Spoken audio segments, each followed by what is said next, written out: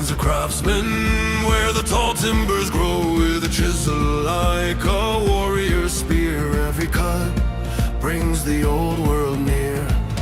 Hear the Asher in the turning tree, Odin whispering, let creation be. From the north, let the shavings fly under watchful gods in the winter sky.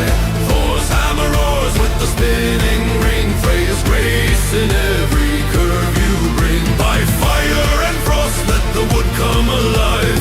Benjamin turns the tales of the Viking tribes. Of the Viking tribes.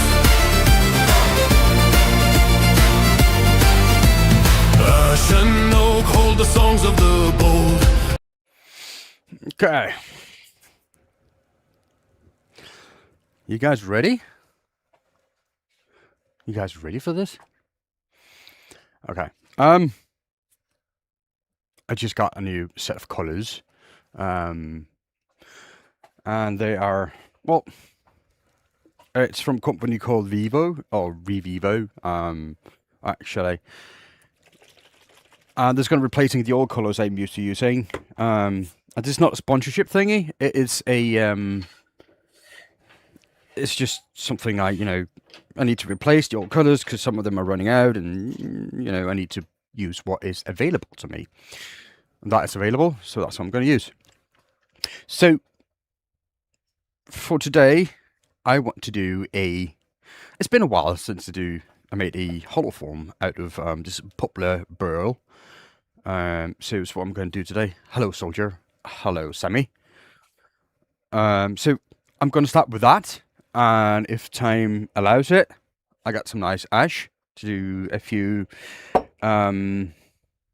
vases, and we'll see what will go. And I had a new lighting set up. I don't know if it's better. It's a little bit light bright still. I can see that my forehead's glowing, but I hope that's going to be all right. Because I tried the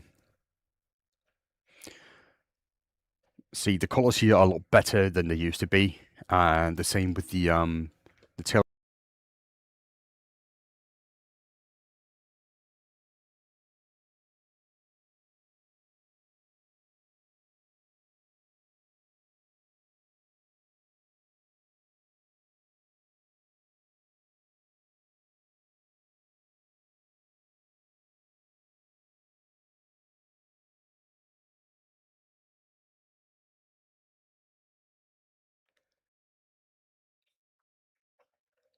Sound's gone. Yeah, I know.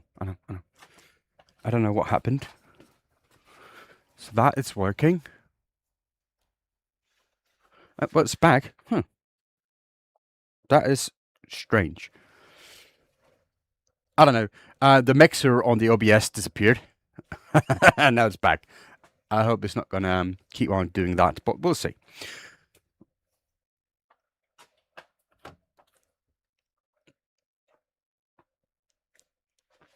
Hello, Lion. So, right. Now, let's figure out which one's going to be top. Is that... No, it's not gone. I think this one's going to be top part because they got a little bit more burl in it. So, let's try that and see how that's going to go. So, let's just see. Trying to get the best centering I can. That's why I do all the sides. And there you go. That's my center. And a wise man would have made sure that he got his drill with him when he needs to use it.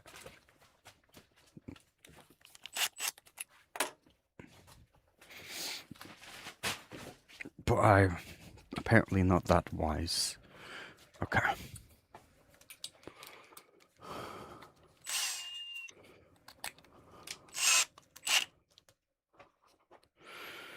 Okay, so let's get that. Let's see, that's good.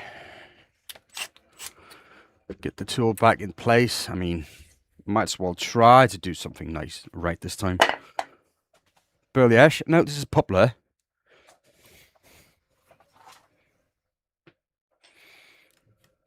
That is, yeah, some of the poplar I have for a long time now.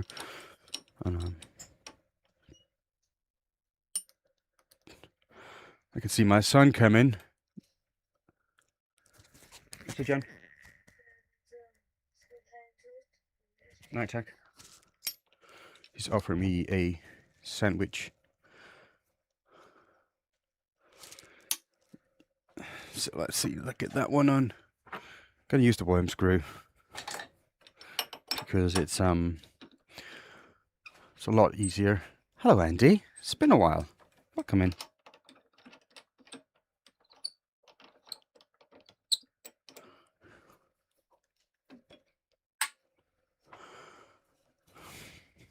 Get that on there. Hope you guys are doing well. Ooch! Like that. Get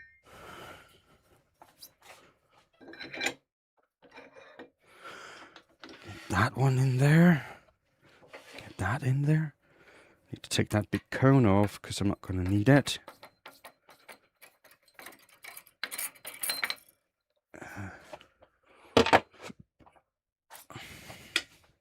Just get the tailstock in for a little bit of support, you know?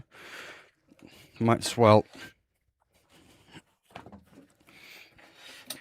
get it as safe as possible. Now that's going to be the bottom side here where the tailstock is.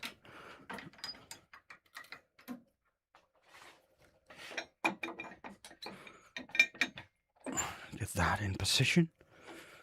I think that's going to be good. Yeah, that's fine. Okay. So the gouge is sharp, so that's good. Helmet on because we need that. A little bit of safety.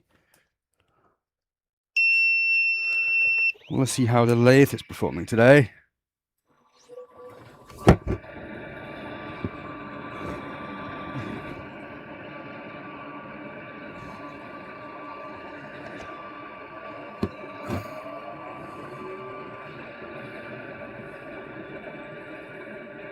Stepped away for a new coffee. Ooh, nice. Coffee's good.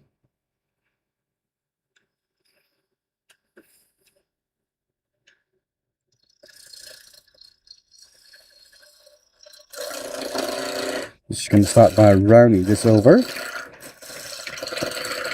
Try to right the bevel from the back side to reduce vibration because it's a little less stressful on your tools, hands and tool rest and all that, so it's all good.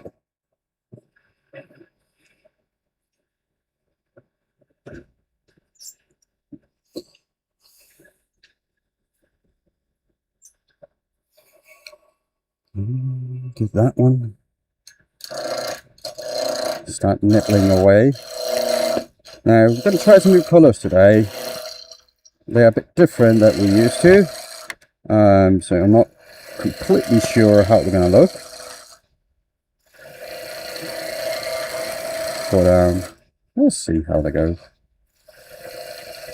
And I haven't loaded up in my little containers yet, so I'm going to use a little feeder funnel.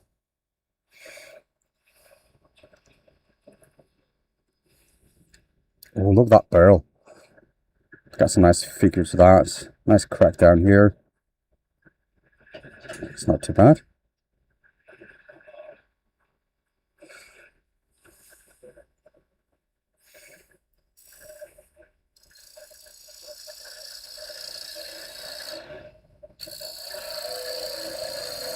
A little scraping sideways action here to get it round.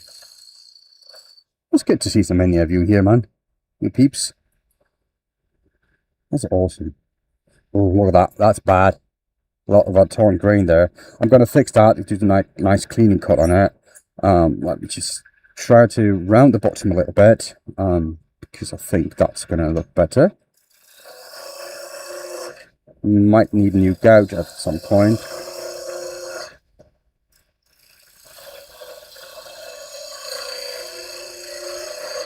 Just to get the really nice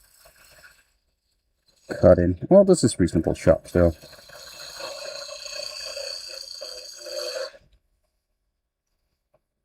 Happy Easter, Lucy.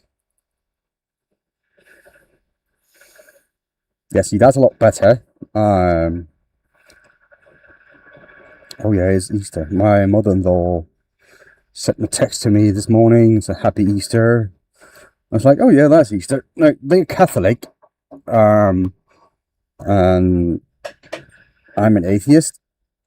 So I don't really care that much about all that. But, you know, I respect their beliefs and all that. So, you know, it's the world we live in most of the time.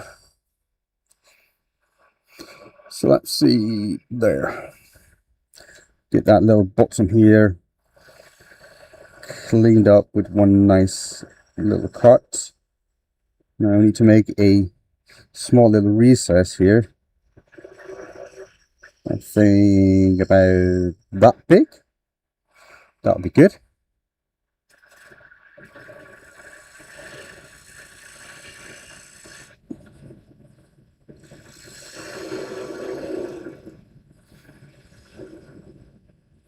Now, what colour should we use? This is Easter, so I'm guessing we're going to go a bit yellow.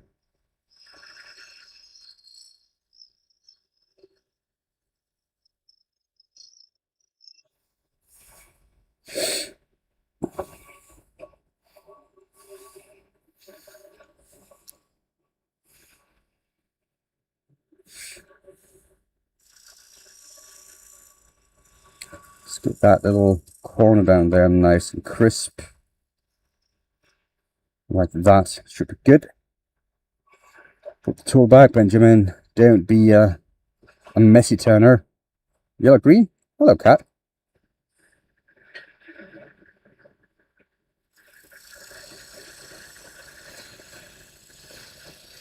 So yellow green. Yeah, I think that sounds right.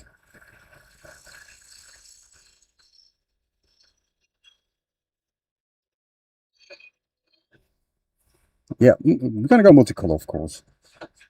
Like you would with a normal Easter egg, wouldn't it? It's just going to be my Hawthorne version of a thing, right? Because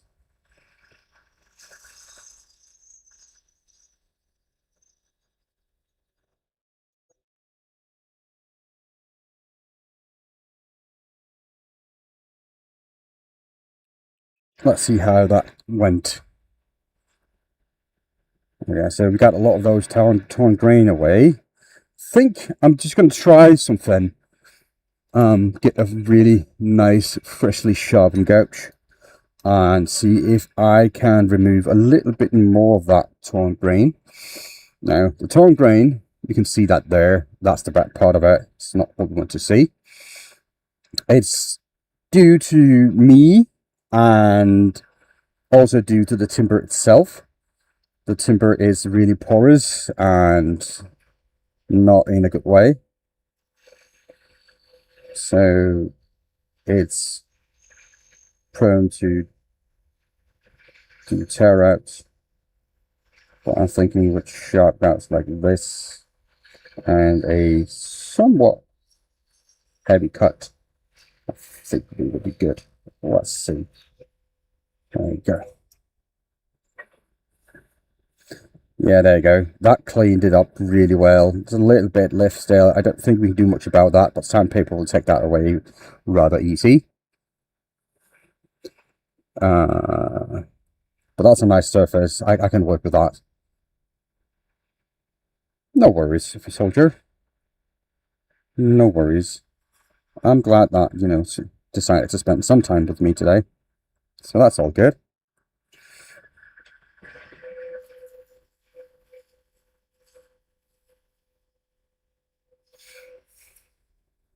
So let's see.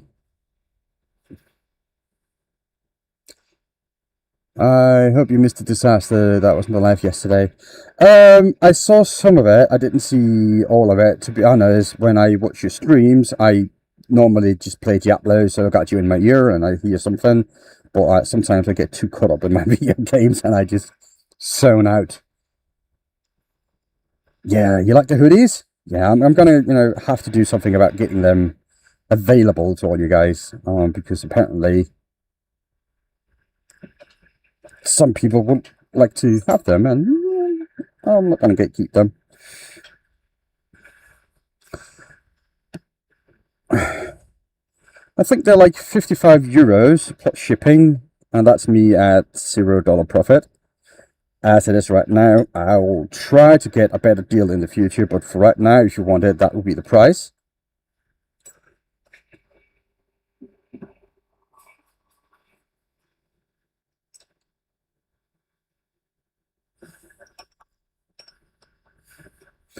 Yeah, shipping's got to be different depending on where you are in the world.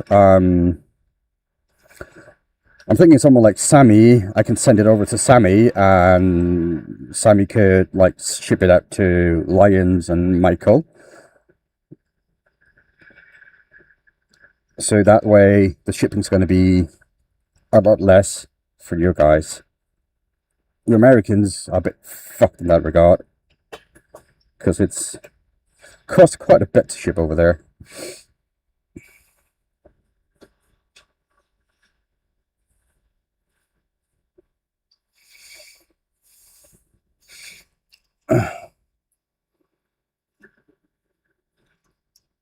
Yeah, well, I was sure to upload the file to the Discord, so you can all just grab it there if that's what you prefer.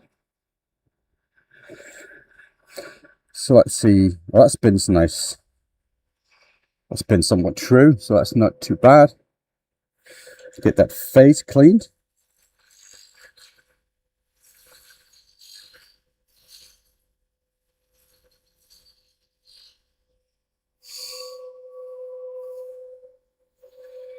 So I'm just going to do one of the designs I have done before, because I thought that design was really nice. So I'm just going to dome the top here.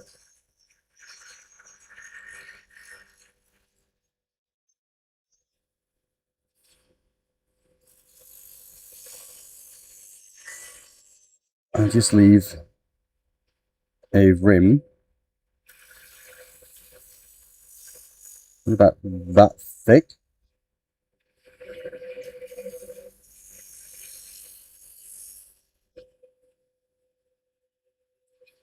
Ooh, I might need a spindle gouge to get in there safely. Luckily, I have just sharpened my spindle gouge as well.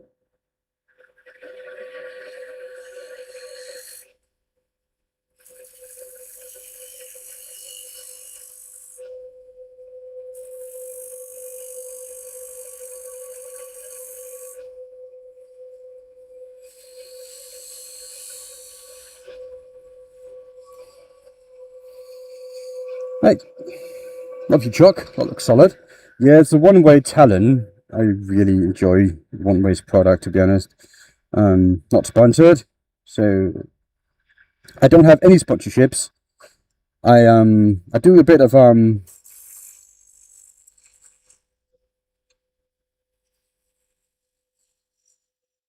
Emma Cook, the Tiny Turner, her colours. She sent me those for free. So that's as close as a sponsor as I'll be for a long time.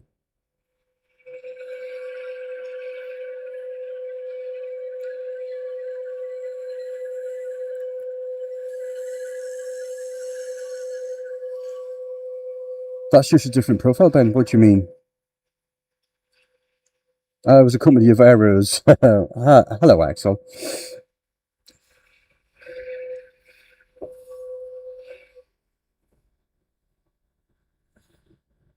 Okay, so I think I'm going to hollow this out now. And then I'm going to sand it. Yeah, well, the spindle gouge.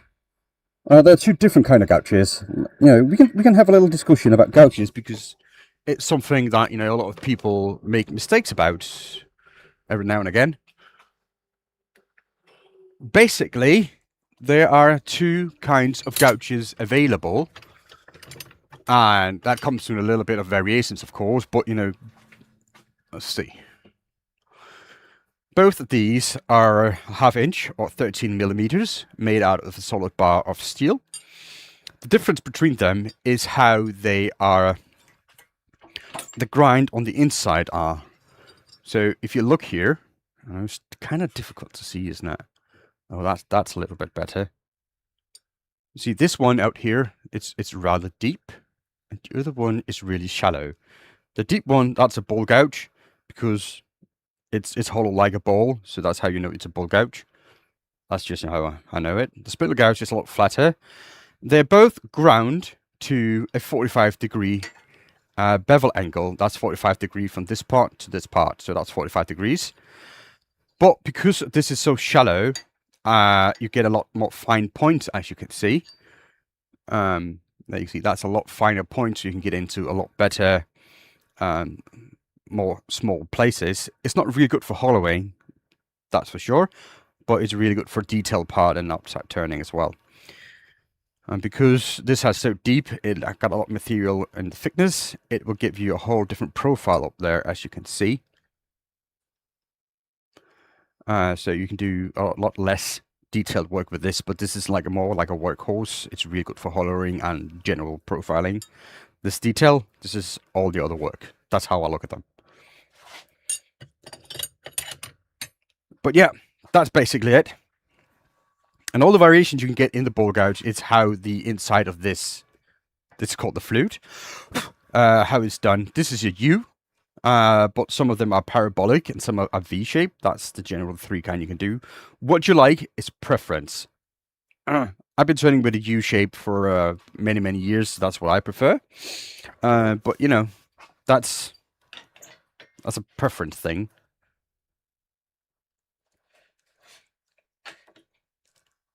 Oh yeah, wood turning is fun. So let's drill this out. So I need it's very soothing and relaxing. Of course, you're welcome, mate. That's why we're here, try to learn and teach and share the joy of this little thing here.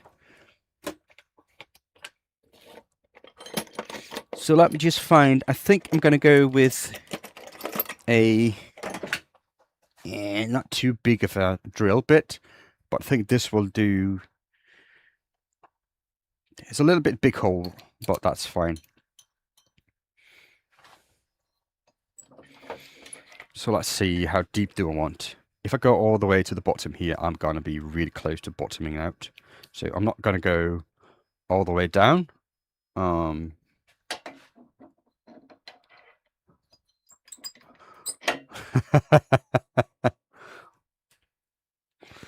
Well, I try my best, right? That's what we do.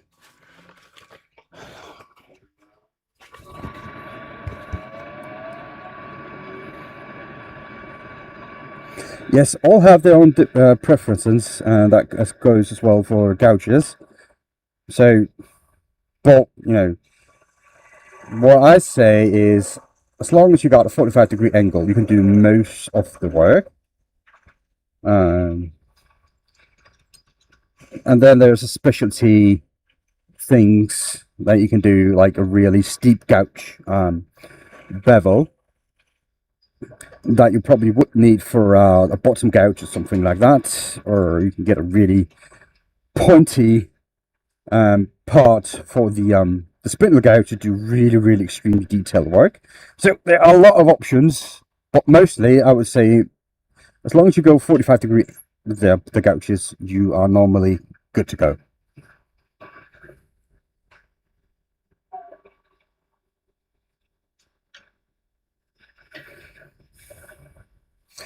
Okay, so let's see. Probably this would be good.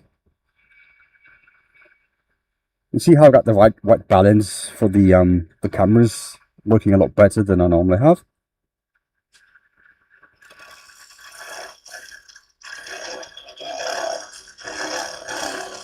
So yeah, I tinkered with that today. And also I turned off the main light here in the workshop, so it's only my my work light and my light panels for streaming that's on right now, so I can control it a lot better.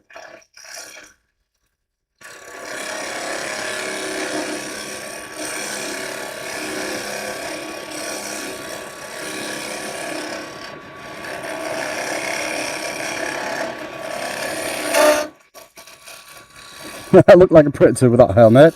Yeah, well, it's for safety, to be honest. Let's say something goes wrong and the piece falls off the lathe or it explodes. So that way my face is safe.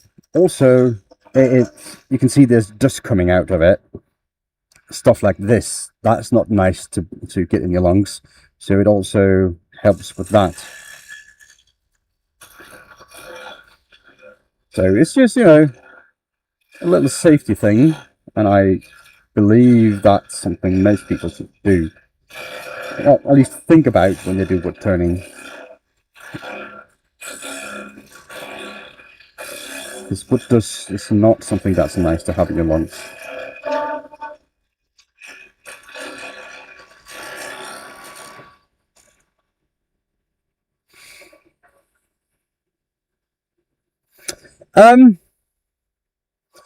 Well, if you got your round carbide and your square carbide, the square with the small arc on it and the pointy one, that's the four I would recommend that you have all the time. But again, something like this is really nice for hollow forms and all that. So I would recommend something like this, mostly to go along with these three as a set. That way you can do a lot of hollowing through small holes. That's a carbide I use most of the time when I use carbides. I don't use them that often, but when I do the hollow forms and all that, it's just really good.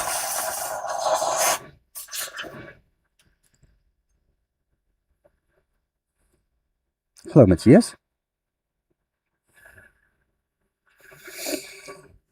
So let's see, where are we? We're about here. So I still got about my fingers width of material to remove.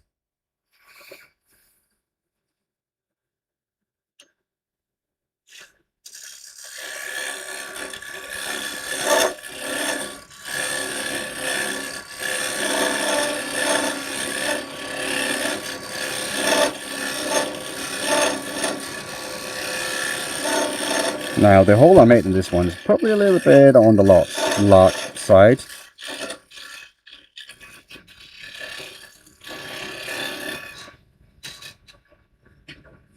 But the bigger the hole, the easier it is to get in there.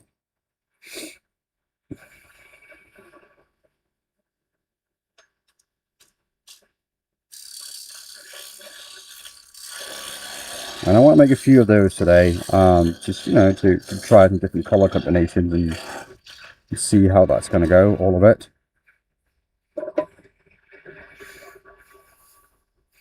So now I'm going from the swan neck to this straight gouge to do the bottom part of it.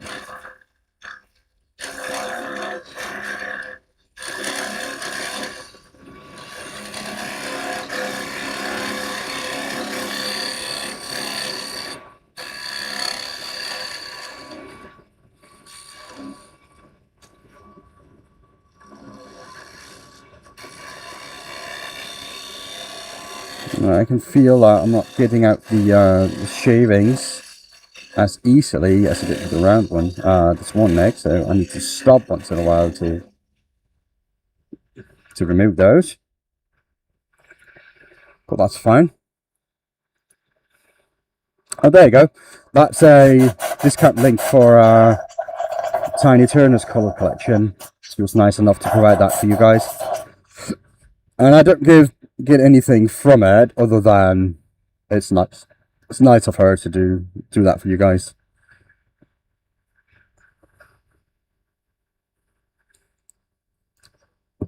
So I don't know how the weather is over at your places, but right here is storming. There's a lot of wind. I was supposed to actually cut down a tree today, and I decided that will be not that wise due to the wind.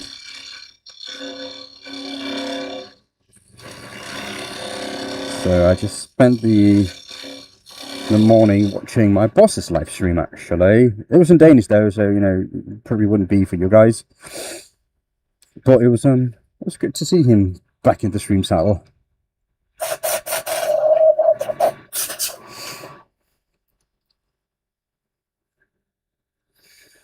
So let's see.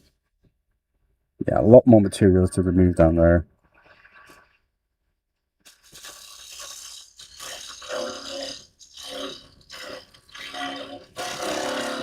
Now, it's all done by feel.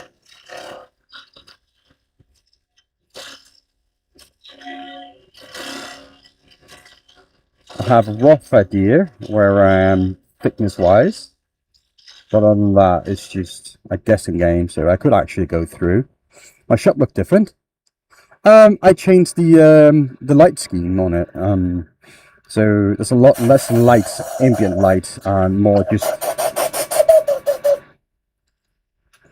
So it's light thing, Michael, only. I changed some of the settings on the cameras.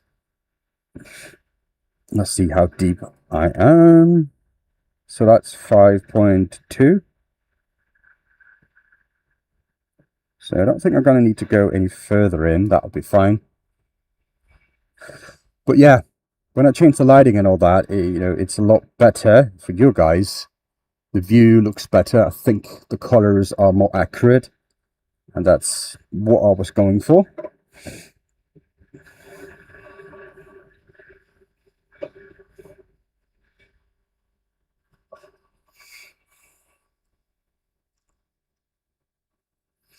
Yeah, it was all right though. His stream, it was fine.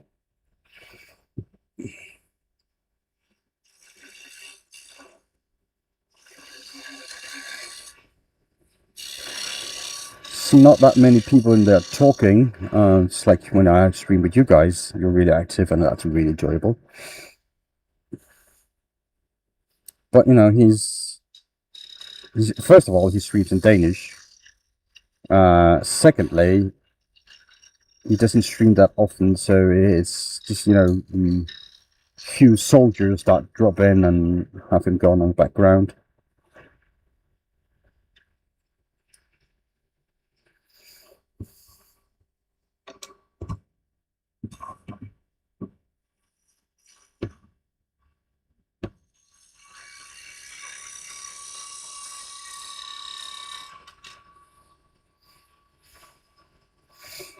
Right, you wanted to understand. No, well, you know, he streams in Danish because a lot of the people in the community here in Denmark don't understand English, so I understand why he's doing that.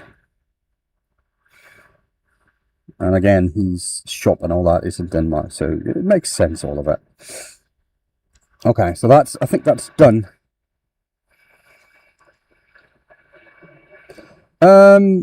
A video on turning hollow formed. Well, basically, just watch my streams, to be honest.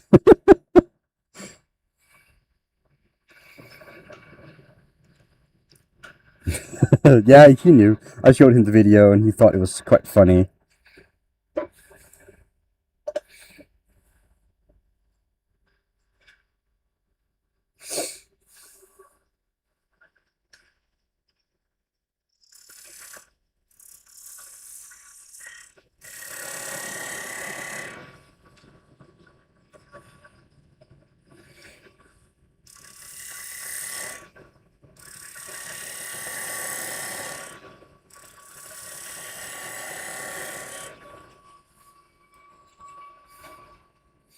Oh, you like the green on this? Yeah, that looks cool. That poplar burl is, you know, but just wait till a little bit till we put on some colours, because that's gonna make it look really good, I hope. So let's see. Let me get some sandpaper. I think I should go just 120 and just work from there, because I don't think we need that much sanding really.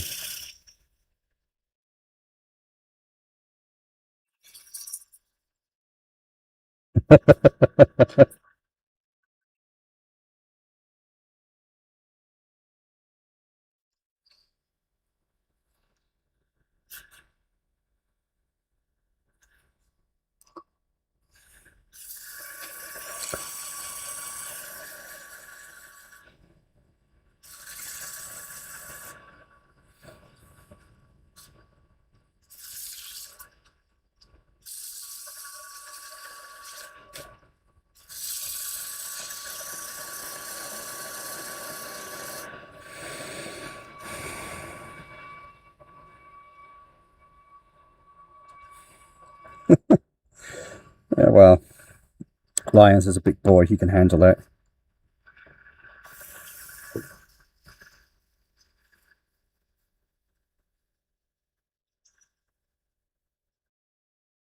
I must say that Clement was actually in on it as well. So, and he knew from the start. So don't just blame me, blame him as well.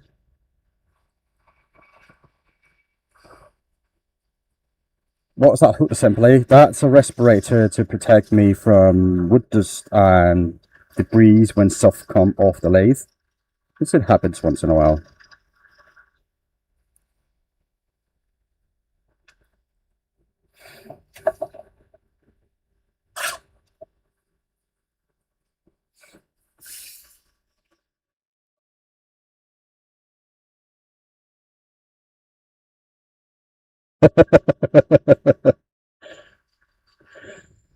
I talked to him actually, Michael, and I said, I think we just should tell him. And it's like he was like, nah, we just see how far we can take this. Uh,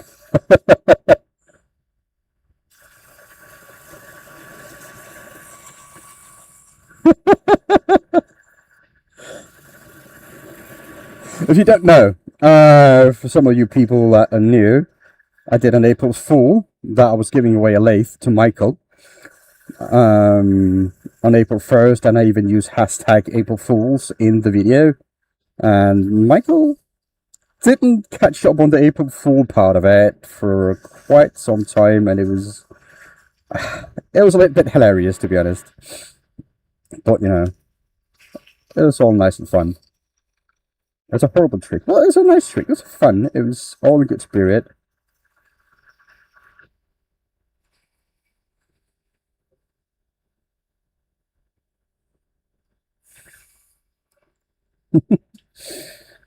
So let's see if I can get this to get the drill in there to sound out a little bit. I think that will. Oh yeah.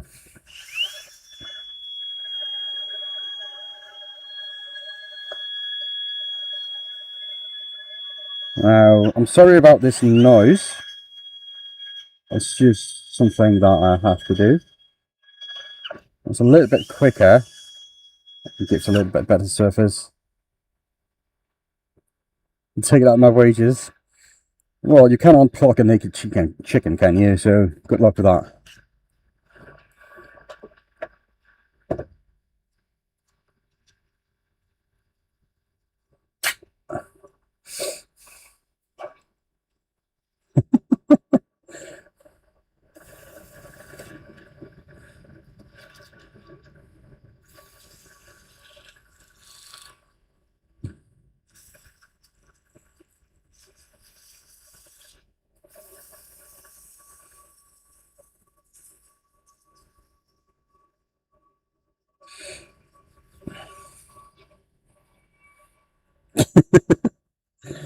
That's all right, Michael. You've got a whole year to think about some way to get back at me. And if you get me early in the morning, I wouldn't know that's April 1st. So there's a good chance you can win that battle.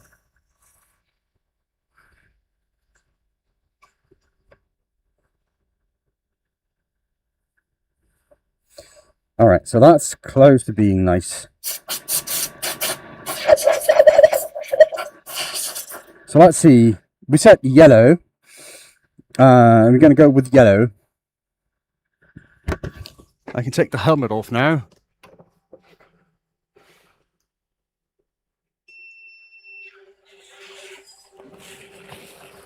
Get that little bit of shavings away. Just, a little bit of tidying up. Get the spoil board in to protect the lathe bed. Just a little bit.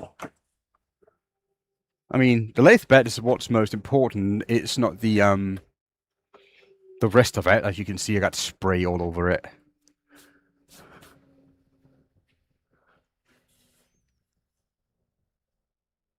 Banana too. Okay. So you said green.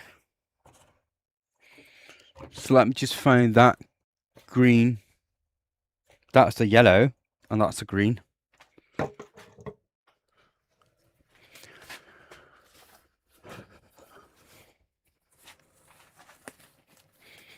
Now I need gloves for this, because colors will get in anywhere.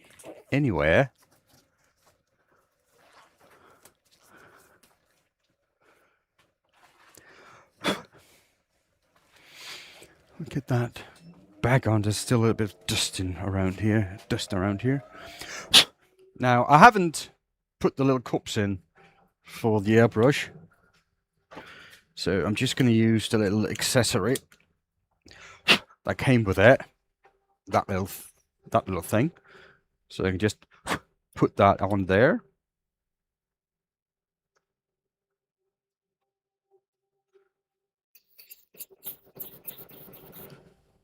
I think I'm going to start with the green underlayer.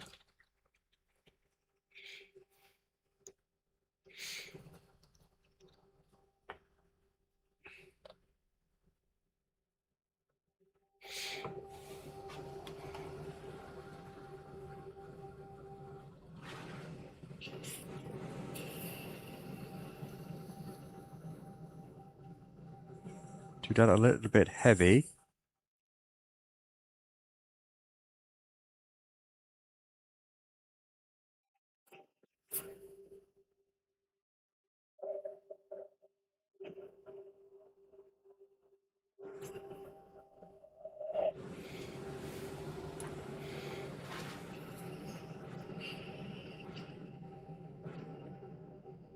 Try to get it nice and coated. Get some of those lines away. I shouldn't have done it with the lathe running, to be honest, but and that's all that color's gone already. Yoits. That's what you get with running with the 0.7 needle. It will use up the colors really quickly.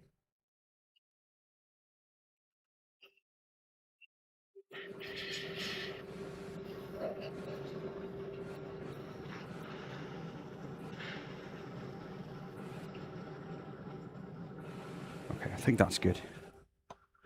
Get the rest of that back and clean it. Oh, that's pretty.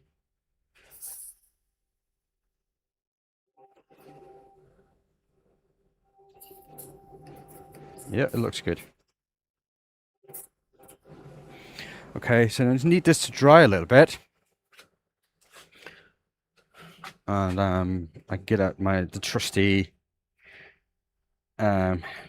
blower.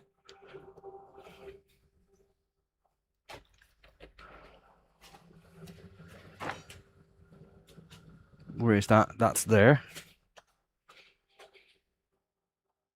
That's a nice green, isn't it?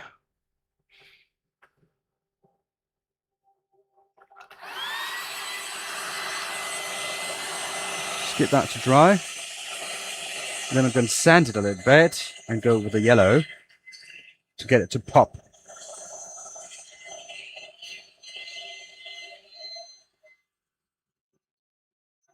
Yeah, look at those. Look at that. That's awesome.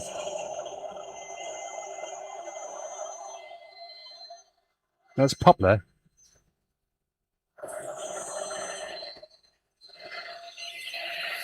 It's poplar.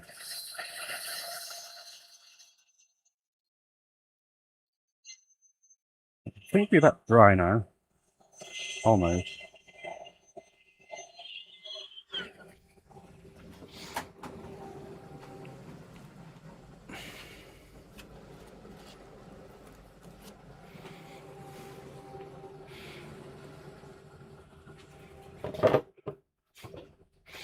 Get some suction over here just because now I need to sand a little bit. I should put my helmet on again. I know.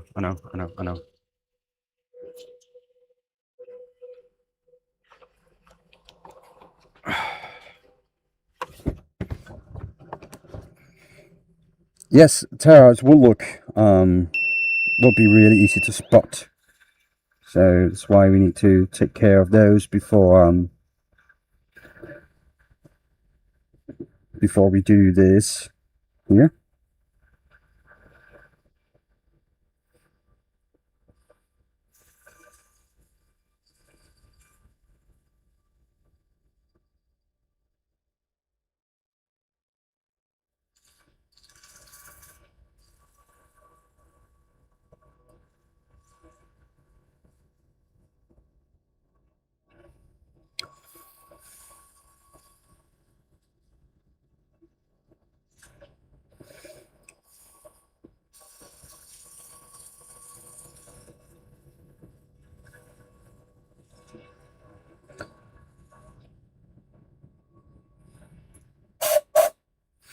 Still got a lot of That's another trick here. If your sandpaper gets clogged up like this, you just actually blow it and get rid of that debris, and your sandpaper will work again. It's always, you know, always nice to get the most use out of it since you already paid for it.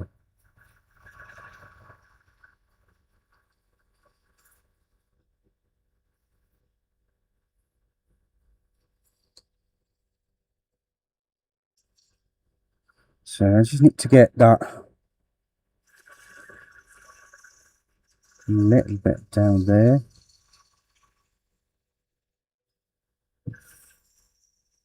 And the rest I need to blend that in so it's a little bit more even. Now this is 320 sandpaper, so it doesn't remove a lot of material. This just goes to show how soft this timber is.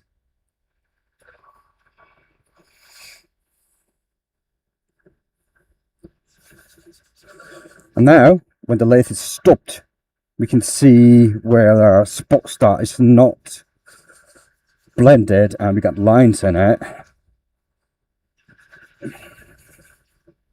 As you can see here, we got lines going that way, and we need to take that away to make it a little bit more even.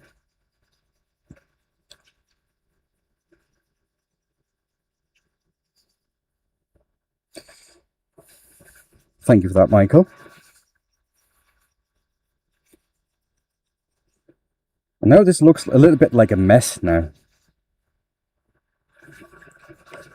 but it's one of those things that we're gonna trust the process. Oh, look at that line, that's cool. Or you cannot see that, let me get that up there. That line, that's awesome. That's not a crack, it's just part of the timber.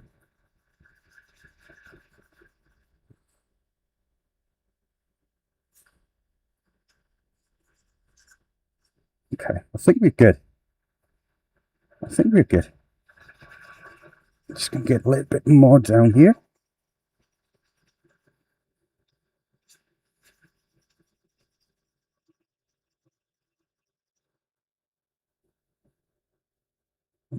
I made a mess there. It's all right. Now, let's get that blown. Just gonna clean the rim here on the inside a little bit. Get that blown away and clean off dust and debris.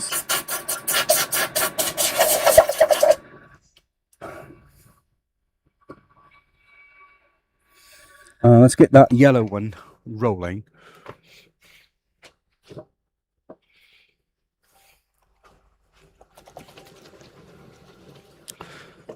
It got a lot of character, that's for sure. That's true, Kate. Cat. Is that short for Catherine?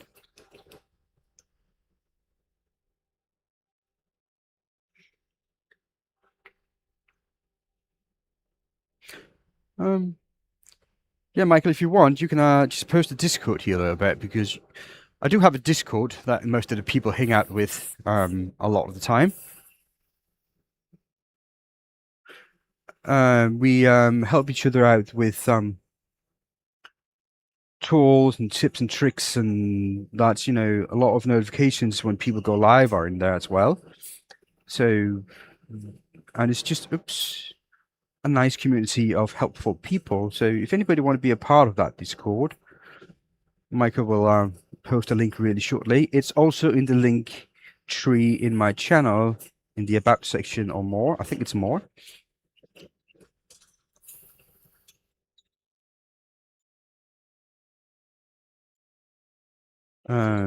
So there you can go and just click that link and take you straight to the Discord. Become a member and part of the community. Catherine Ann. Oh. My wife's real name is Katerina, so it's close, but not all the way there. That's why I kind of figured it out. And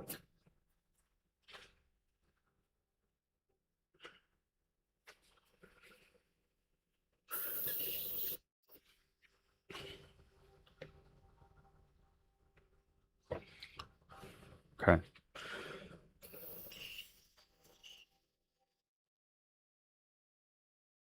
get that a little bit heavier with that color. I think that would be good.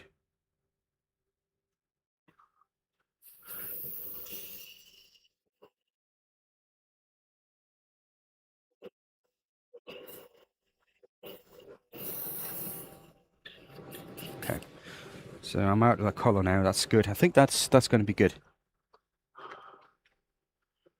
She's a painting lady. Oh yeah, well, you should have seen me when she found me back in the days.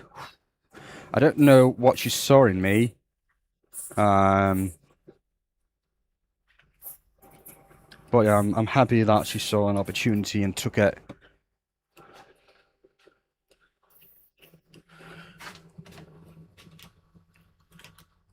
Actually, one of the first times I was visiting her at her house, she was living with her parents at that time. They dropped me off at the train station, and as soon as I left the car, my father-in-law now looked my now wife straight in the eye and says, "What in the world do you want with a bomb like that?" That's his exact words. And I think that was funny.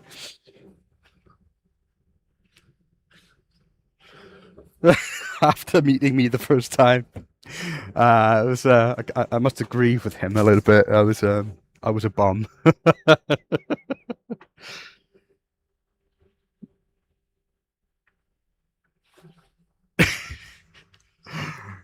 But yeah.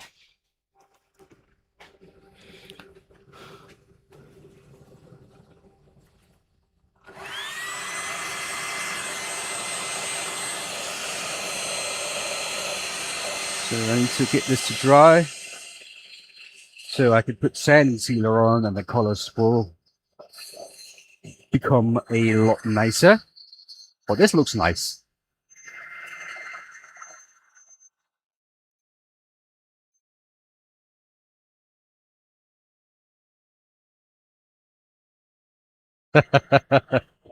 Oh yeah, I married up, that's for sure. But you know, she was a good cook and very willing at that time. So what a service. Oh yeah, that's all a man wants really. A demon in the bedroom and a good cook.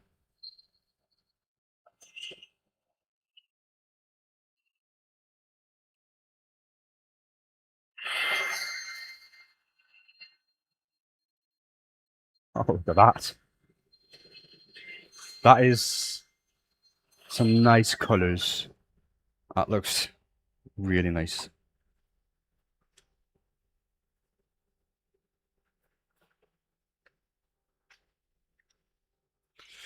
So let me get some sanding sealer. I think I only have the I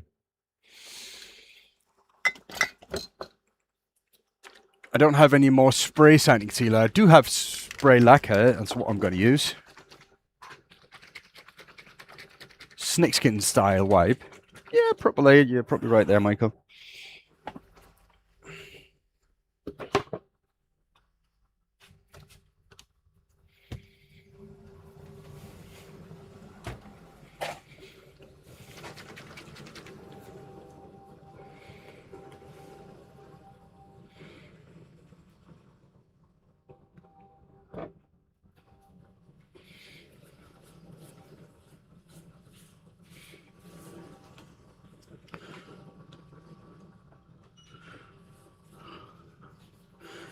think my son's coming to visit. Is that?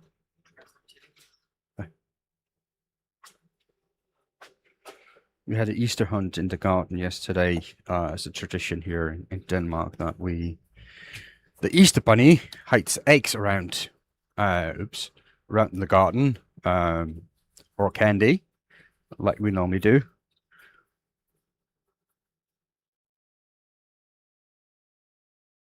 And the kids go out and find it in all the weird places. Hey, Matt, welcome in. New guy in the Discord, Matt. Who is Matt?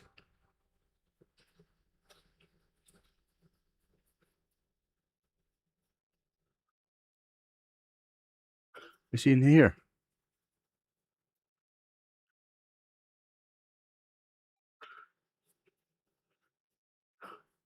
But yeah, I appreciate it. I mean, it's a nice community. We do have Michael in there, so just be warned.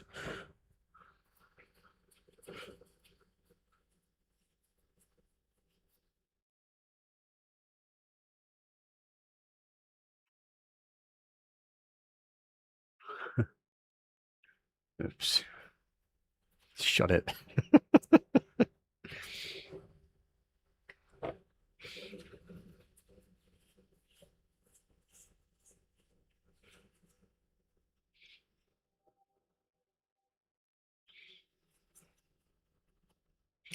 Let's see if we get that sanding sealer too. It's starting to harden on my in the cloth I'm using. It's just sponge cloth that you use to wipe the baby's bums with, and they are really good to stuff like this because they don't fluff up that much.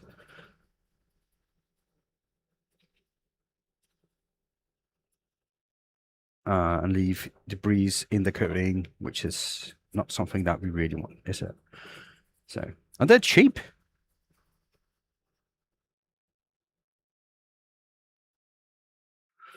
So I think we're close. Yikes, get that away. Now I just need that to dry a little bit. Again with the drying.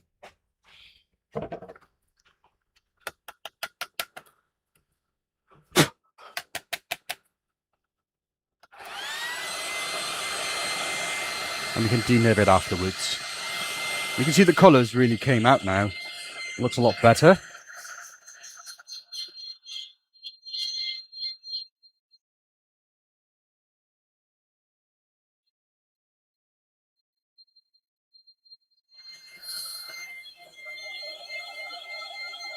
That's a nice Easter egg one, isn't it? I think this is cool.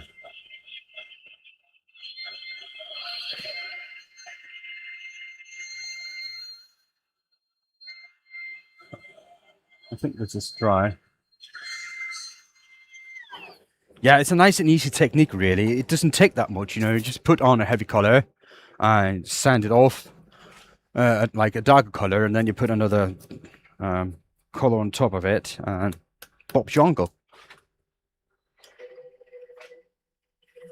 So I just denipping the sanding sealer. It's just a piece of really fine steel wool. You can use shavings if you have them, but the chance the shavings get stuck in the they get stuck in the white piece as well. So that's not something I would recommend. But if you've got steel wool, that will work pretty well, in my opinion. Now make sure it doesn't get hot, and just go it over really gentle and slow. And that is all that. Now we need to take off any debris. We can do that with just, you know, try to blow it with an air gun. Or, like I'm doing right here, just a little bit of isopropyl alcohol, because that evaporates really quickly.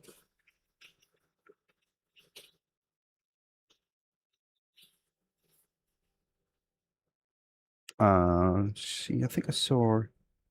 It's gone. Okay, that's good.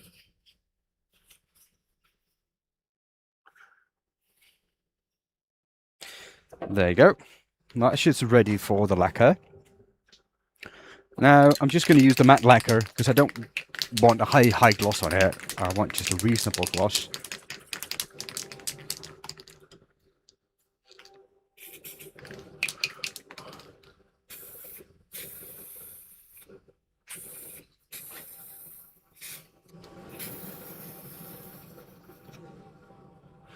Okay.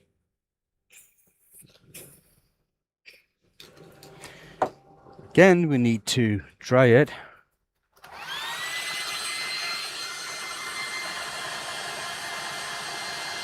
Yeah, I got it. I got it.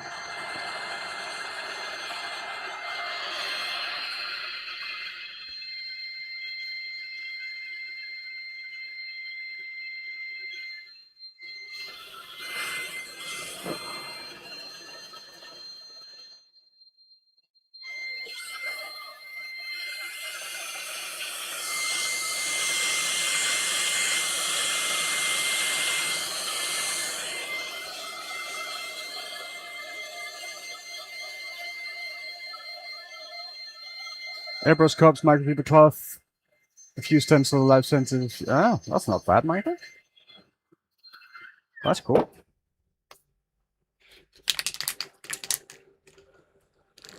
Sounds like a good haul.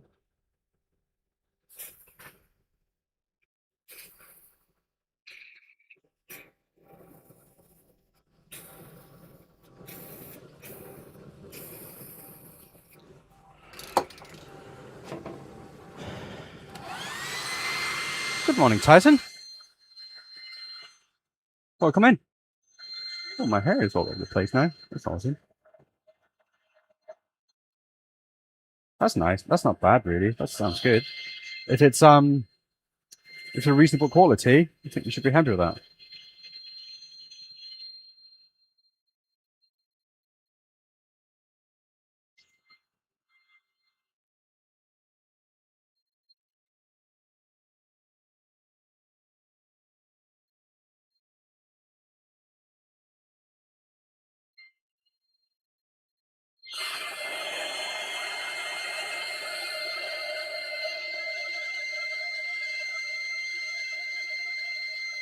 Okay.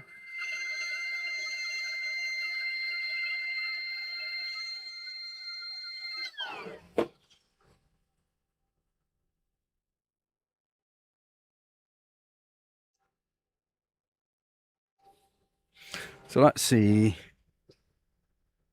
Yeah, that looks dry. Oops, not completely dry though. What about this here? Yeah, that looks dry as well.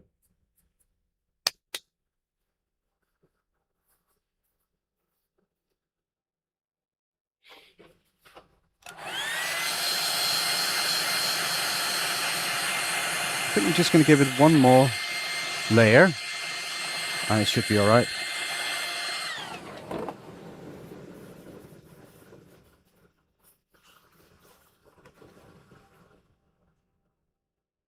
While Chalet's pulsing faster,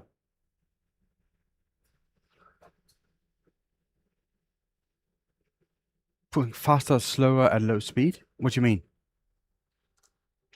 I don't get that. What do you mean? You need to explain that to me.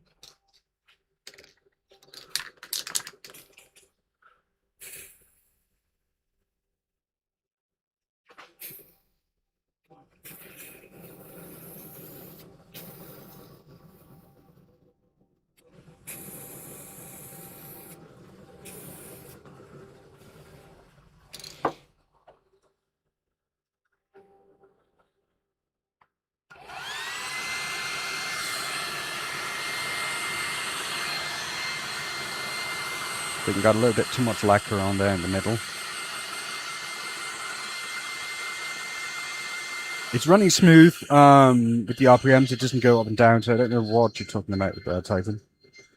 You might have to explain that a little bit more to me.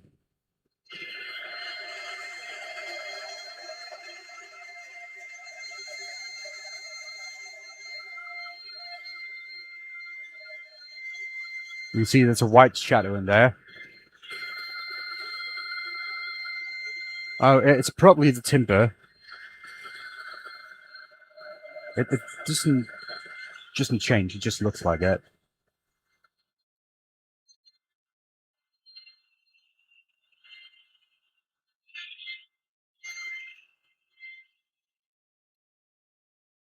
Yeah, could be.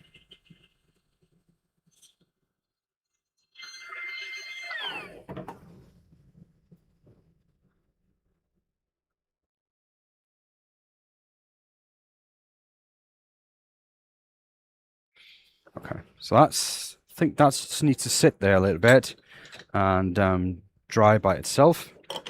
We can put that aside and work on the next project.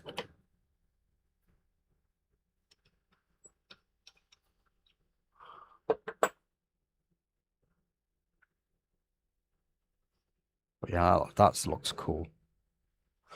All right, so just put that to the side and leave that to dry.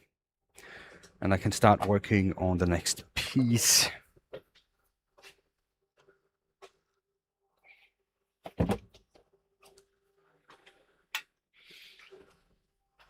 So should we do another one of those? Or do you guys want to see a vase? Oh, that was too close. But yeah, do you want to see a vase?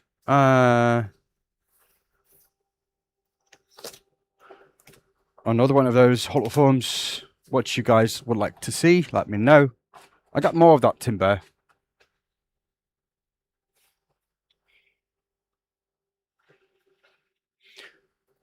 So, a vase.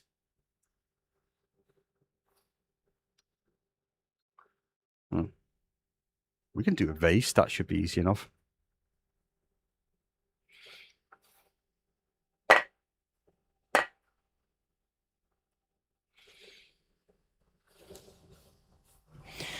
So let's do that. The same procedure exactly as the other one. Hey, Bettina. What's the harder thing to make? They are both like a little bit, it's the hollow thing that is a little bit challenging. But they are not, you know, probably the vase because that's deeper.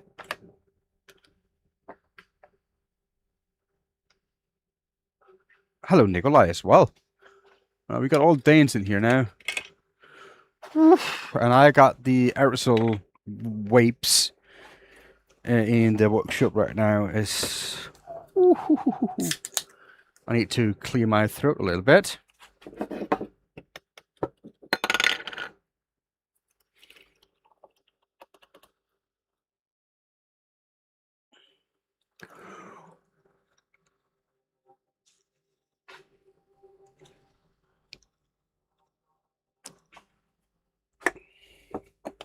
And of course, we still have the cup, Team Tiny Cup.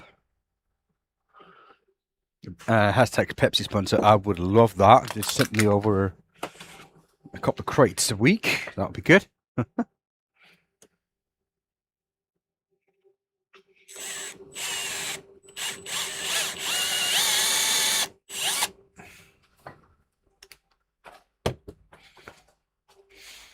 Now, was this going to be the best way to hold this piece of material? No. No.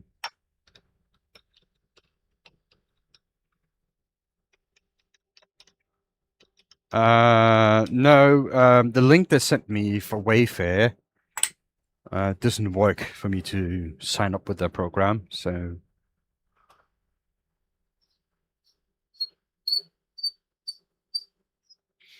So, I don't know.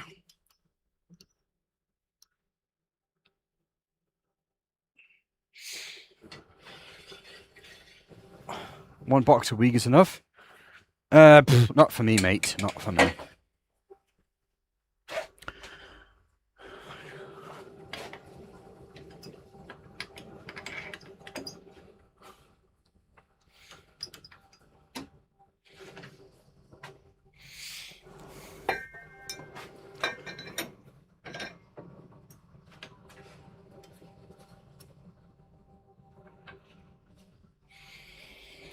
Okay.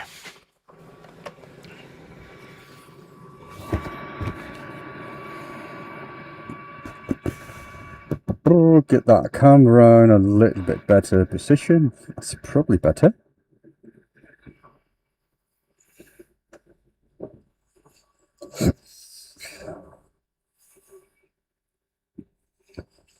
Well, let's start with the roughing gouge, because why not?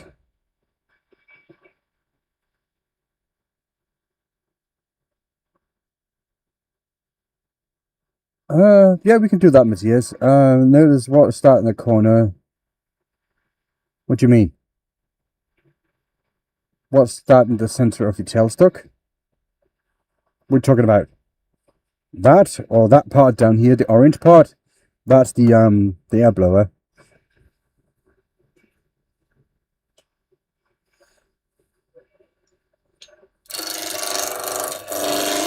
The hair dryer, I mean.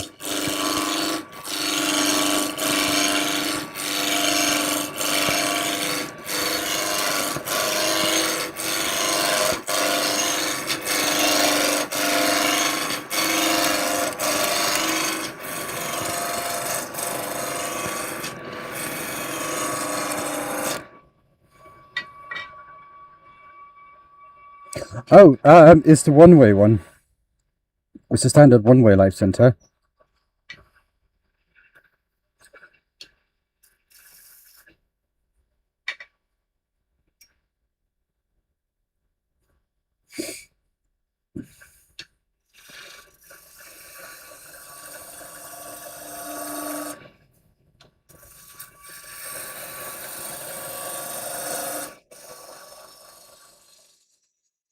So round this out.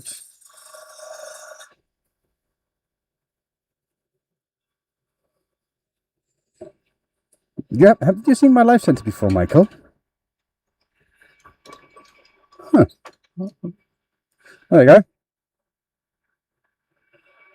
Now, it's a ring with a point in it. The point can be removed, just a ring then. You can also put cones on it, like the standard cone, so you got a nice standard pointy one. Or you can take a big cone and get a big cone on it. That can go both ways. The thread here is a standard thread, so you can just put a thread adapter on it, and you got an M33 life center as well. So, you know, you got a lot in just one tool, which is nice. They do cost a little bit of money, but I think they're worth it. Yeah, there you go.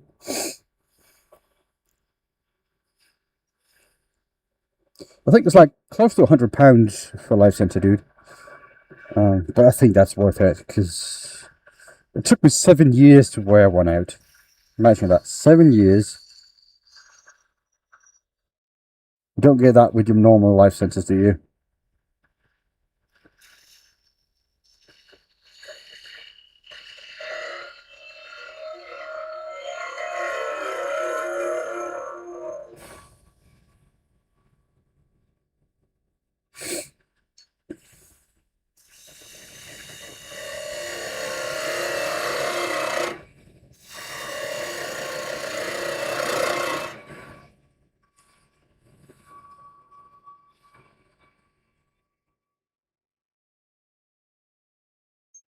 Let's make my tenon at the bottom here. Make sure it is straight and sharp in that corner. Worth it for sure. Yeah, I think so as well. Now, I wish one way would spot to me, but they don't.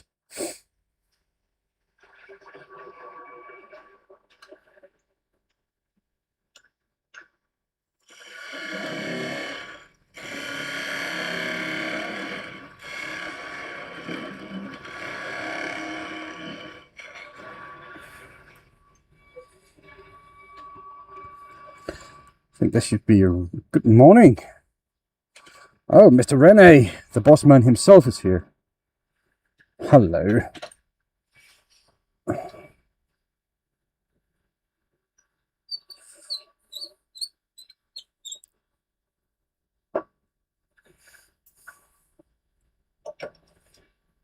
Oops. So let's get this turned around.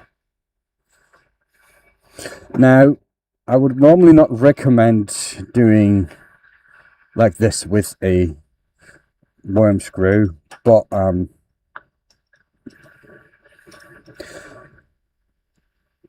I had the tailstock support all the time, and so I think that was rather safe. So I only took it away at the end there, which was good.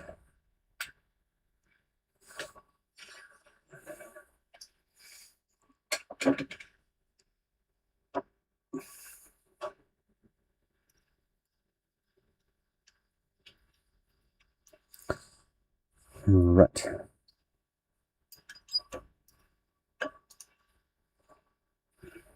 I don't think I should do that like that, but yeah, we'll see.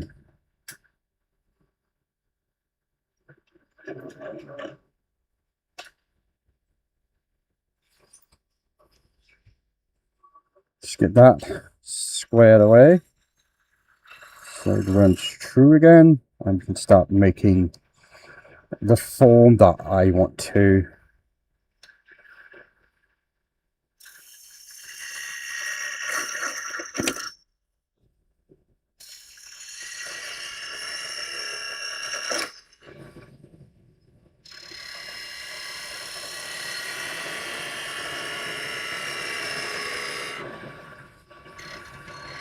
I'm going to leave myself a little bit of material down here. I think something like that.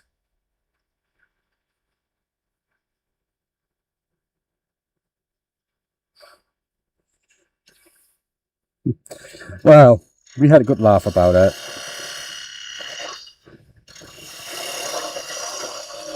But when it all comes down to it, I think Michael enjoyed that a little bit as well.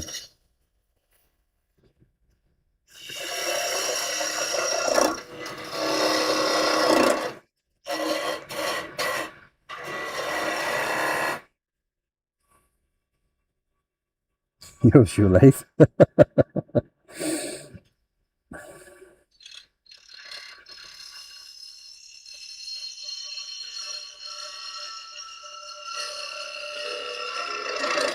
People love to sell you one if you want it.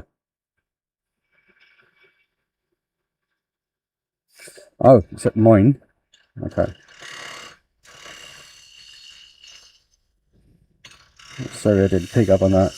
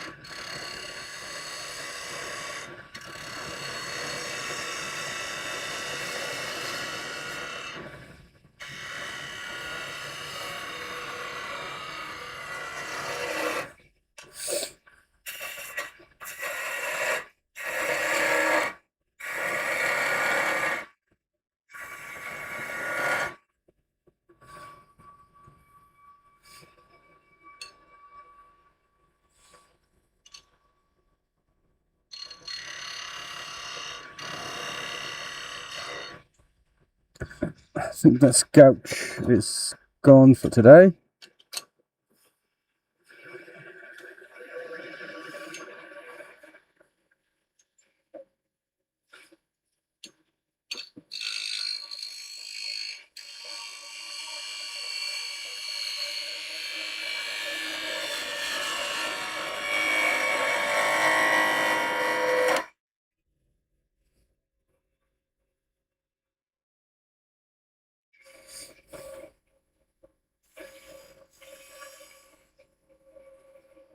I think that's about a good shape. I think this is a nice shape for it. Still going a little bit with the Easter egg theme.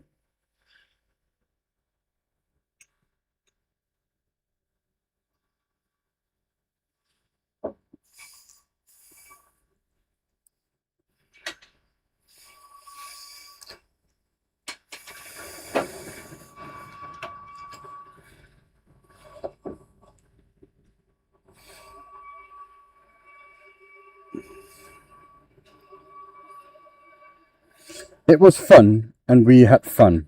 That's basically all that matters.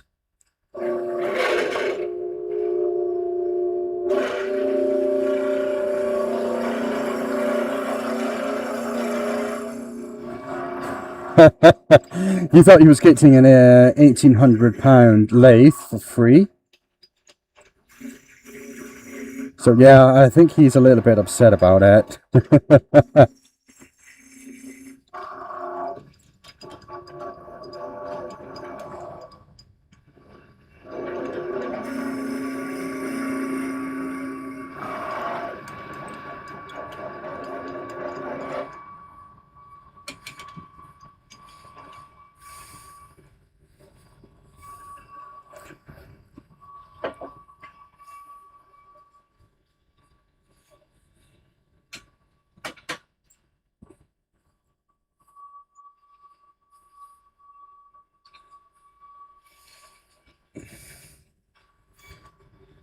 So let's see, where is that tool? There.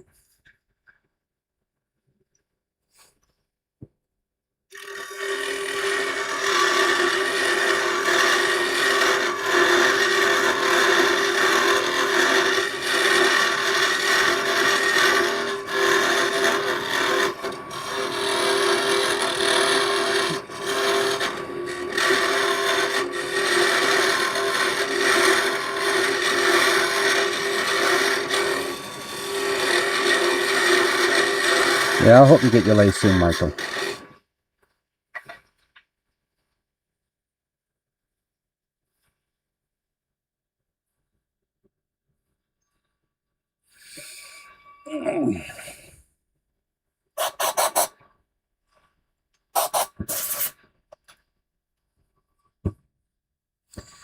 Let's see.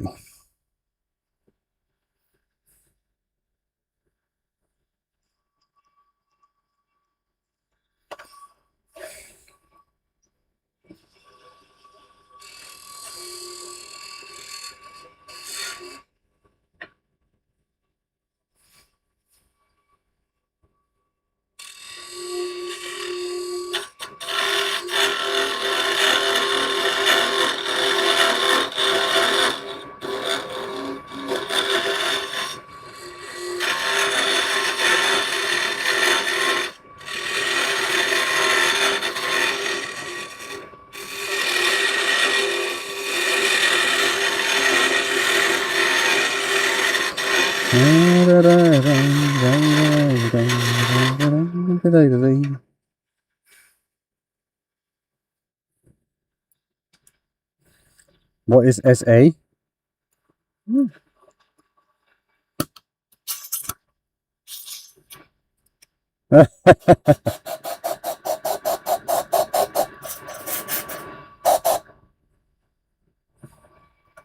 South Africa. Let me see. I think I need a bit longer drill.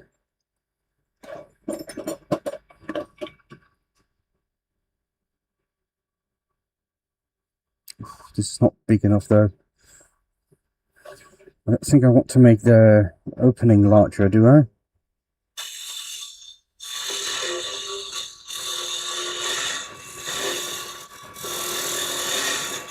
I guess I did.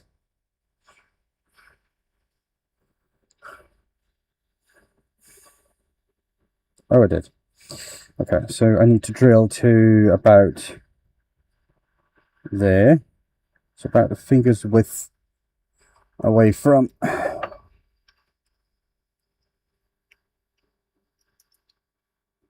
the tape mark I have.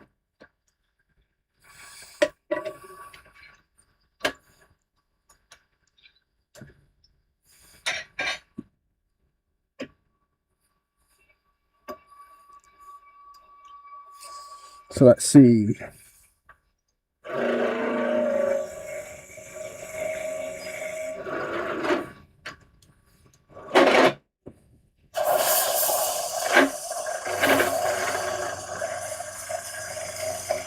How deep I can go.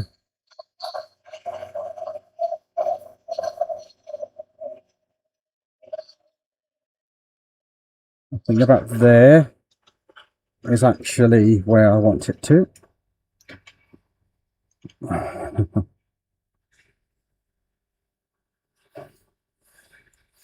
Let's see.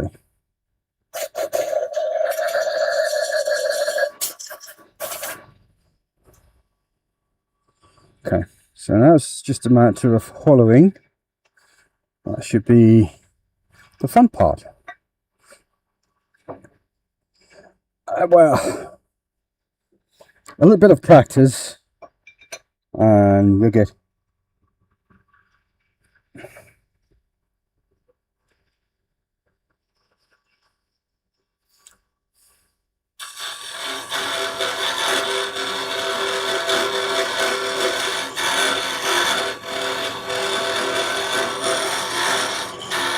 Hello, whoever you are. I cannot pronounce that name because I cannot read those letters. Welcome in.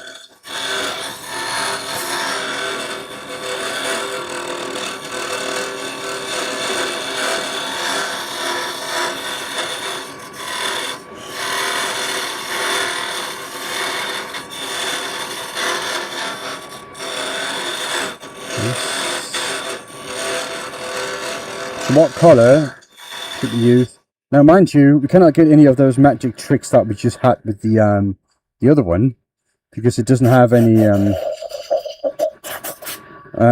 like good grains on it. But we're going to burn the outside, which means the grain of the ash itself is going to look really cool. There you go. You can probably see the grain there really well.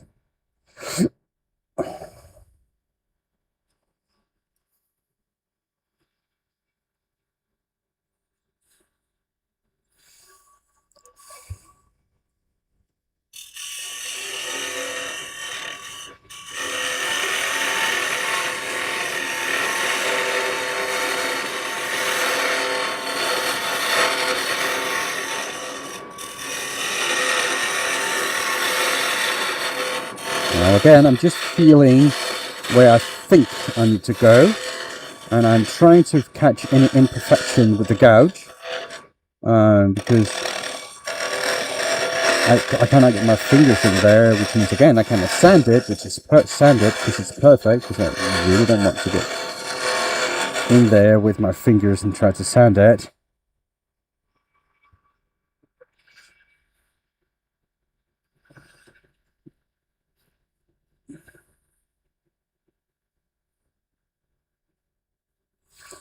So yeah, let's see.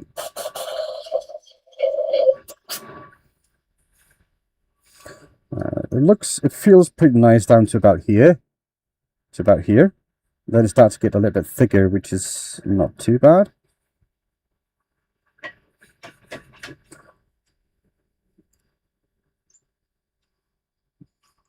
This is ash.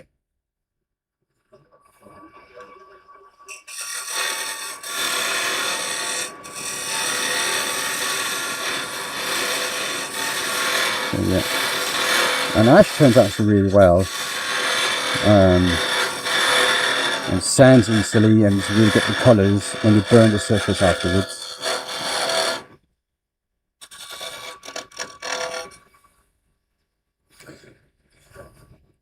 So did I tighten those screws? I probably did, because I normally would. Yes. Now I can go in reverse, which means I don't have to lean over the lathe, which is better for my back.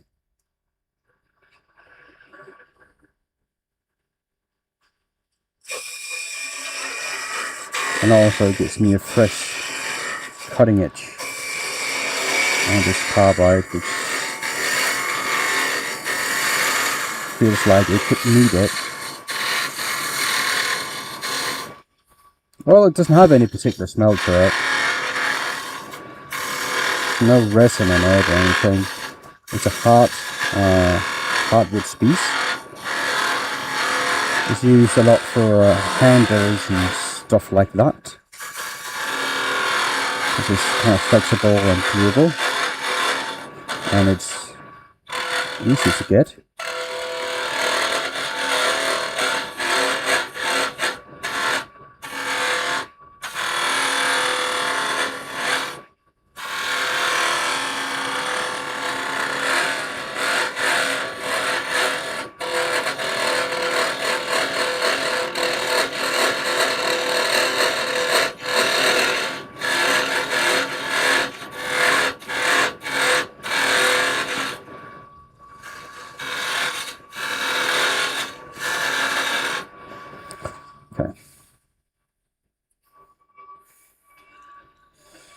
So yeah, no particular smell.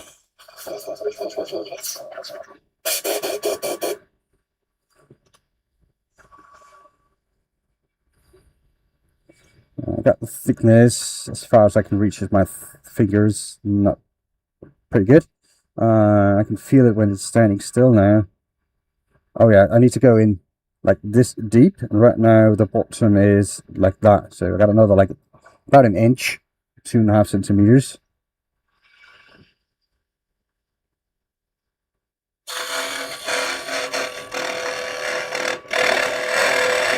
And the tool is actually overextended a little bit, so I need to be careful. And I only take small cuts, and you can hear the vibrations of it in there. So you just need to work slow, take my time, and don't get a patch, of course.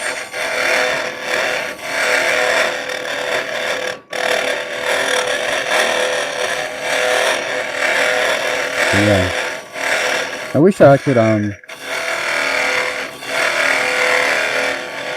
had like a camera that I could just put on my tool so you can see inside of it.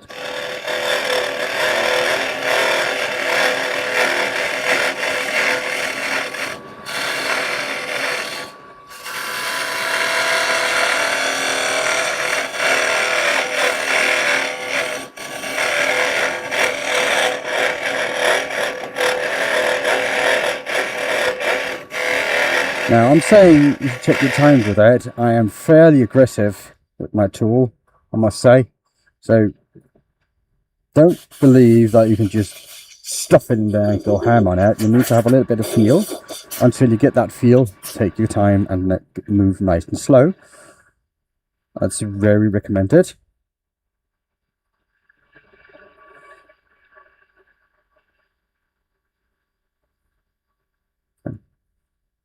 So yeah, I think that is really close. So I'm just going to go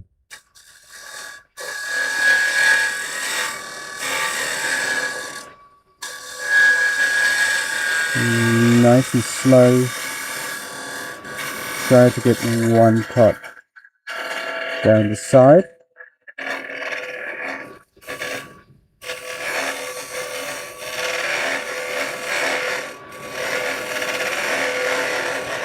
And just trying to get one nice curve up there.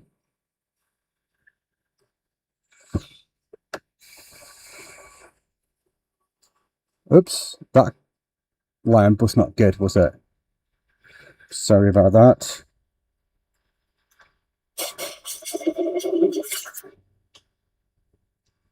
So I get the feel.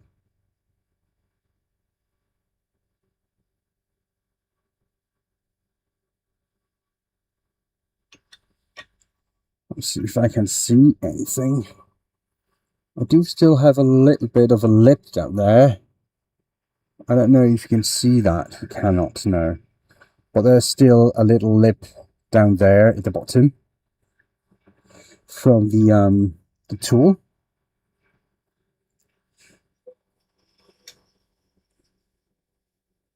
The drill, I mean.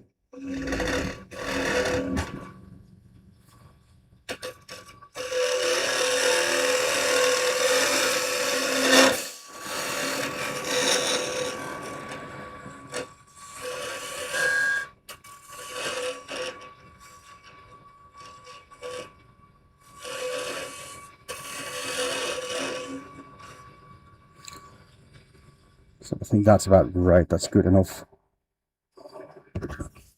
So let's see where we are with that now. It's not too bad. It feels like it's going really well. So let me just see. I have a set of calipers that can read some of the way. Oops. There you go. That can read some of the way. Oh, let me see. There you go. 5, 6, 7. It's going up. 8, 9, 10.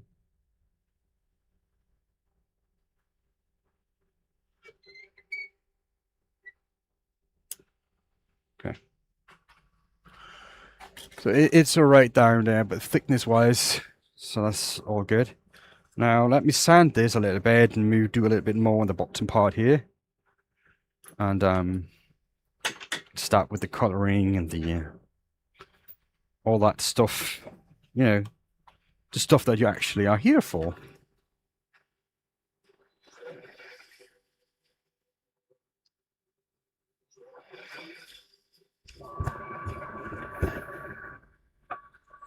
Let's see there.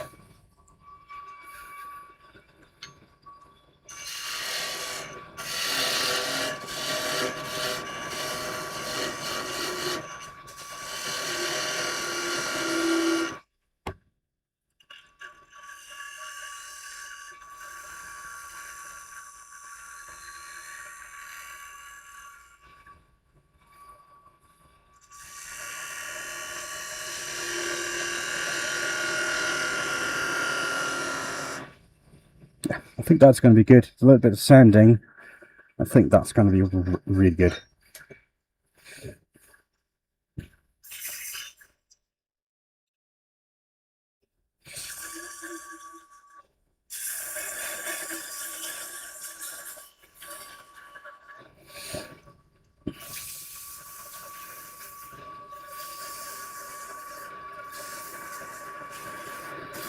And also, this is where you can, if you got, like, you're not completely happy with the shape, you could do a little bit of tuning. So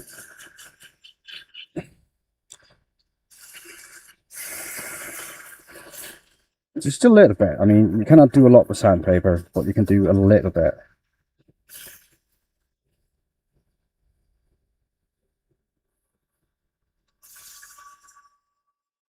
Now, this is 120, so it removes a lot of material.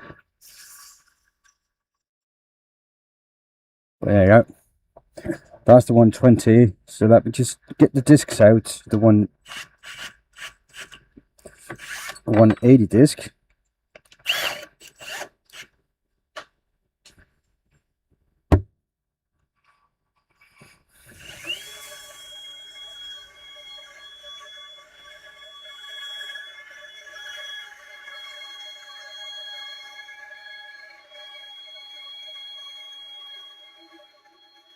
So let's see where we are with this. Let's see where we are with this.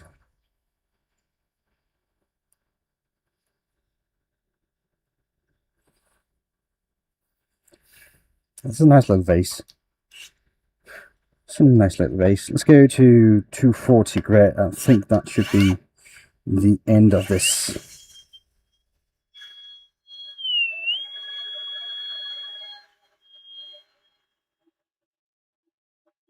Sorry, 240 grit.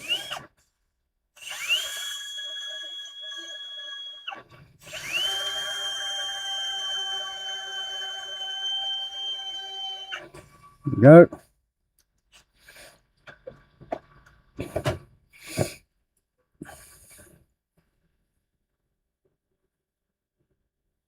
Okay, so we did the yellow and green before. Now we're just going to do one color. We could probably go with the with some wax on it as well, because I think this will look good with some colored wax.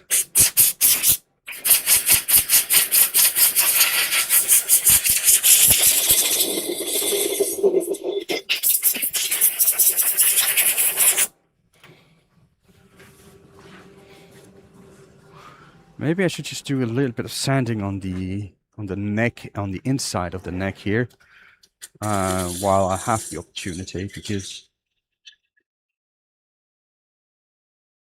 now I have the opportunity. I don't have it when I part this off.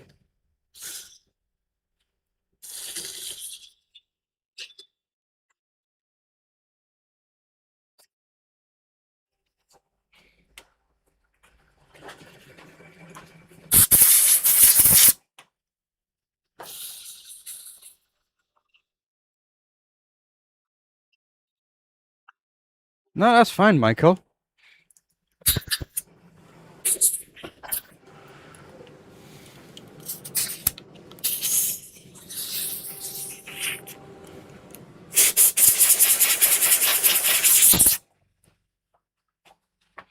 So,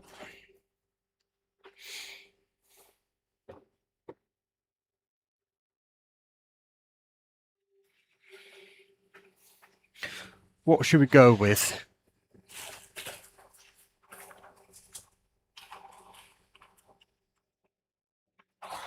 What should we go with for colours?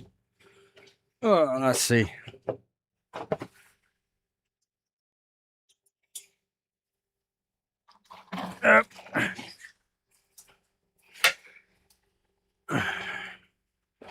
That, get up here. Thank you. So what colour? Royal blue. I don't have a royal blue. I have an aqua or a blue.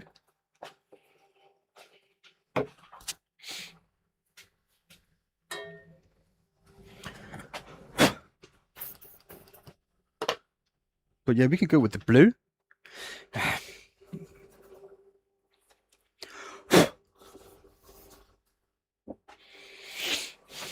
Yeah. I think we should just, I don't know, should we go with the burnt effect on it, or should we go with wax? I haven't decided yet, so I'll probably do that in a little bit. I don't know if blue is going to be good, to be honest.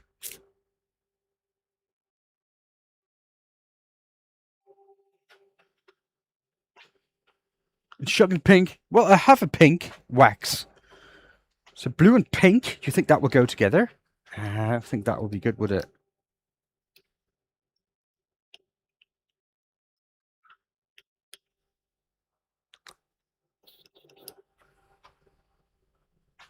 Sparkles. Oh, miss.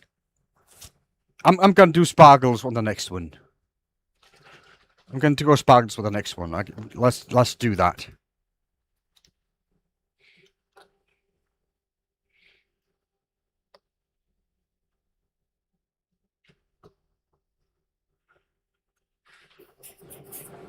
Okay, there we go, blue.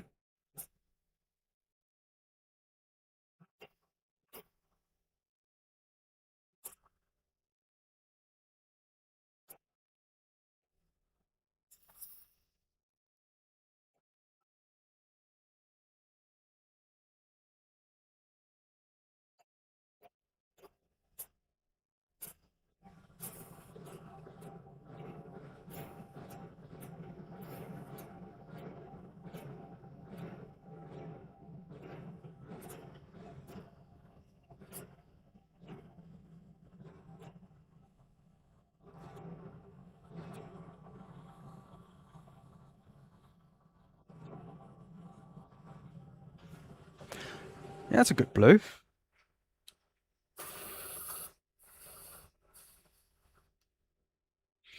It's just, I think it's called Brilliant Blue. So,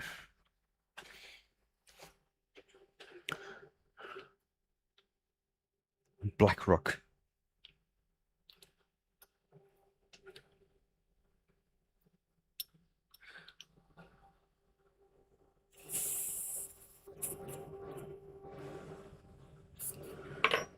Just going to do a little quick clean here with the airbrush.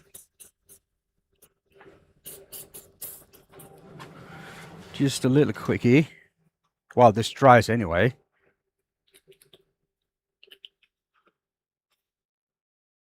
Look like a bunny head. Well, it could be.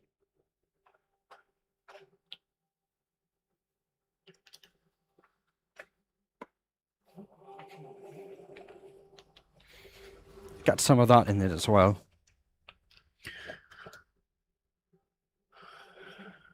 So let's see. There you go. Brilliant Blue. That's the name of it. Vivo wood stains. They're water-based, which means they don't dry as quickly. So if you do blending work, it's really good for that if you need to blend the colors.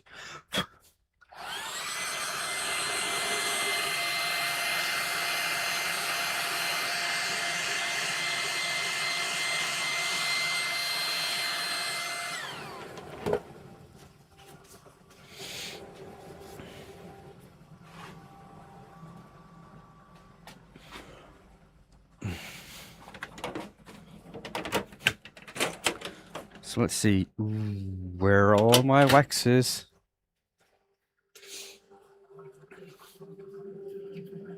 Oh, here they are.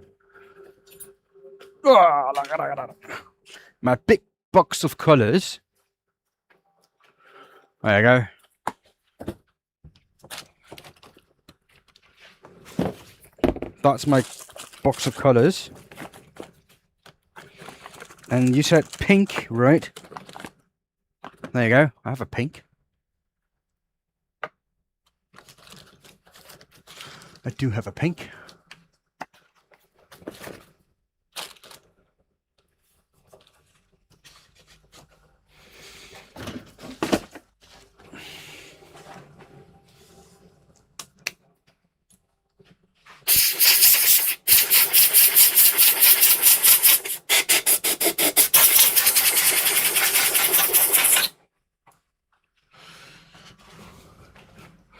I need my brushes. I have a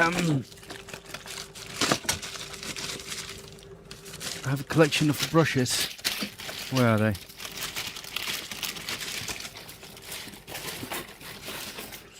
Oh, my brushes are gone. That's annoying. Kind of need them.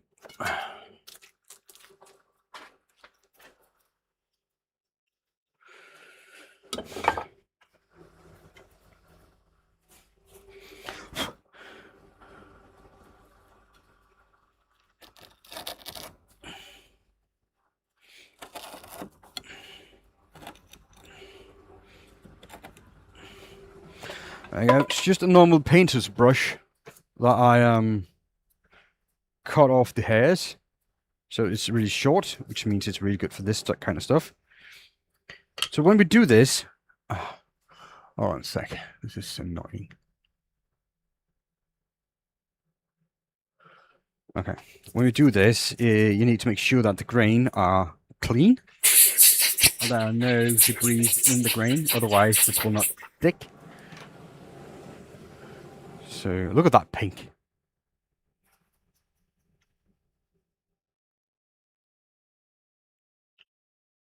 That is some pink.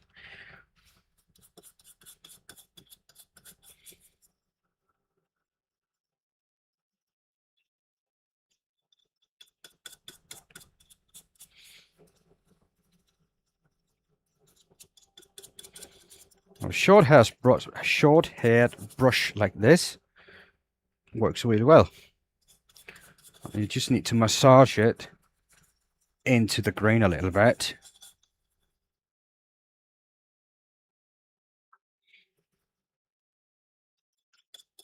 Now this is the last of my pink. So because that producer here, Hampshire Sheen, have given up on producing, which is a shame because I really like it.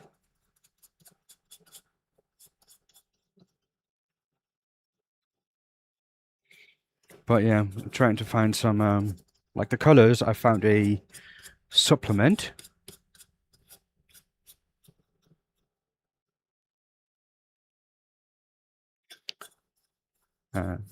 Do as well with the waxes here. I cannot find a pink though, which is a shame.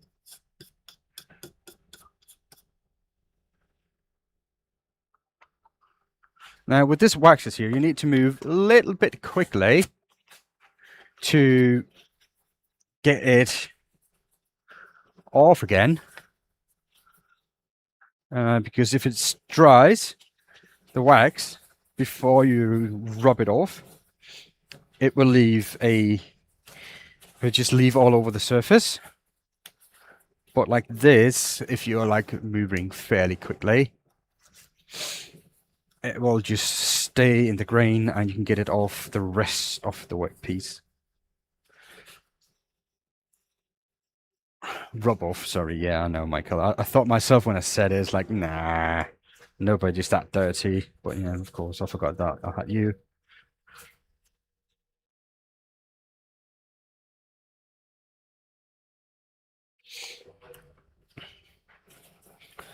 Okay.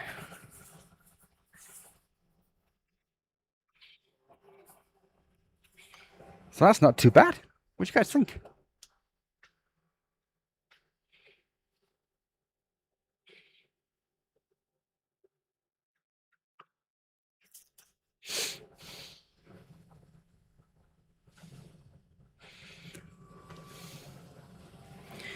Looks good. Looks good. So let's just clean up the surface here a little bit and the top, because I want that to be somewhat clean.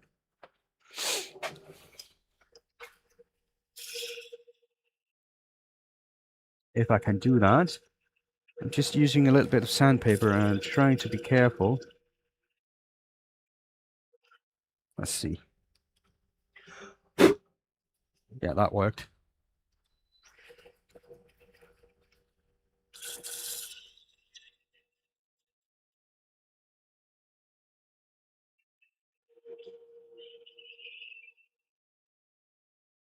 The same on the inside, so it doesn't. So you cannot see the colors. Yeah, that's good.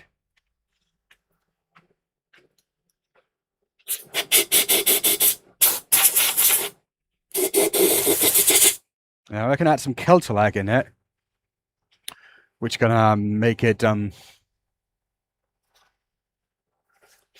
gonna make it waterproof.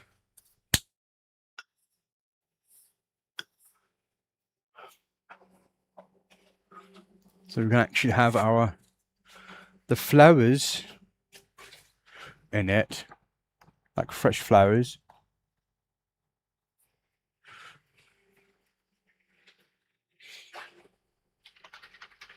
So I'm just gonna add some sanding sealer.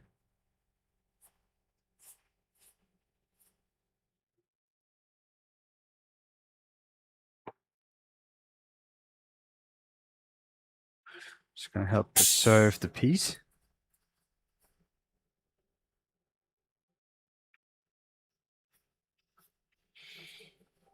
Before I put some lacquer on it. Or I could go with wax.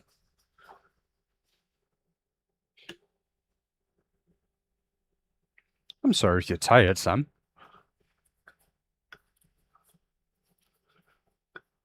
Get some coffee. Kind of helps, doesn't it?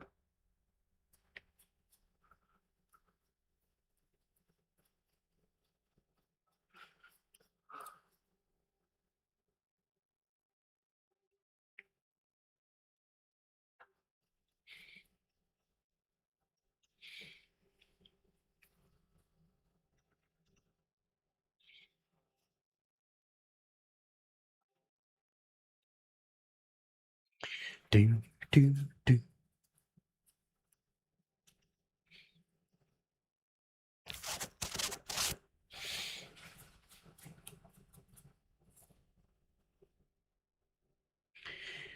Oh, that smell of sanding sealer is not something I really particularly like, to be honest. But it's just necessary.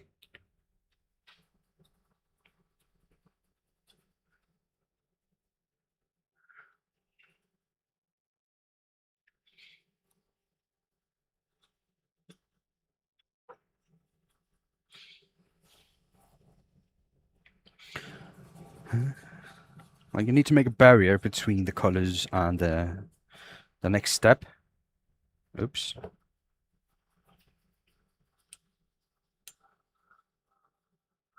If you don't do that, you will smear the colors.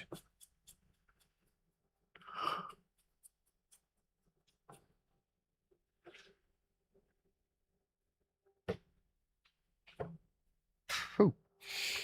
Okay, sanding sealer needs to dry.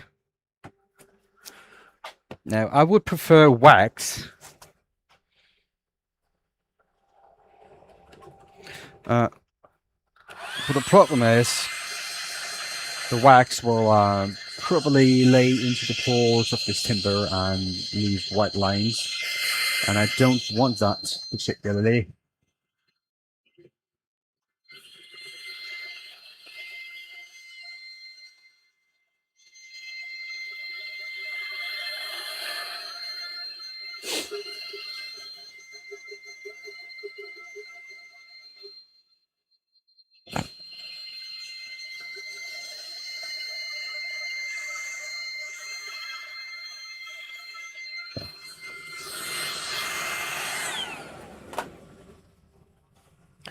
I think that's good.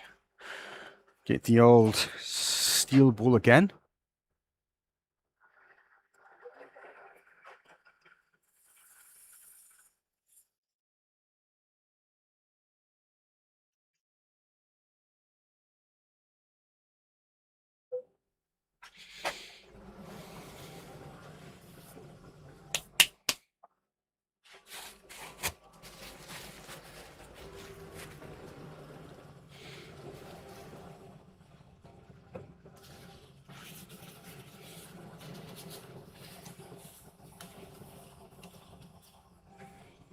Okay, so that should be good.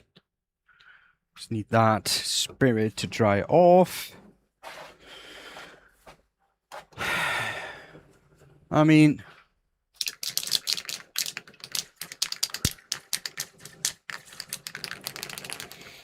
I could go with the lacquer.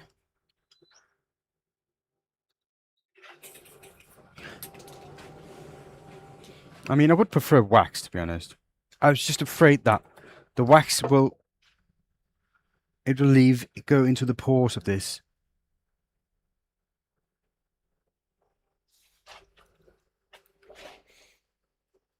Which I don't particularly want.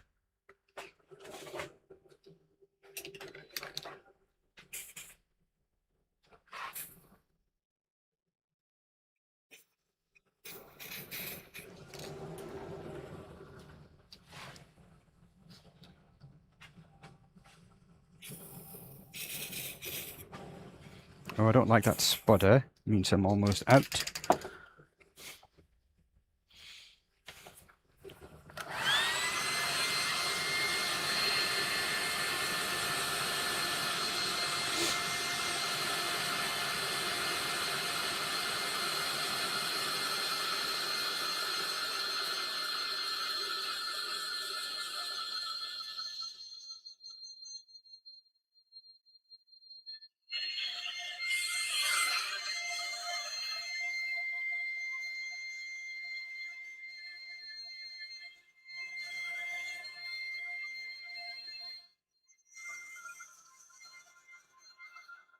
Oh, thank you, Cat. I appreciate that. It's nice of you.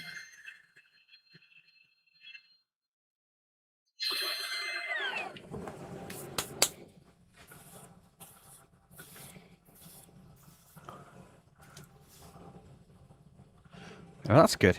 I think that I'm just going to leave it like that. Yeah. I could give it a quick little polish with to make it a little bit more shiny, because I think that will do nicely with that one.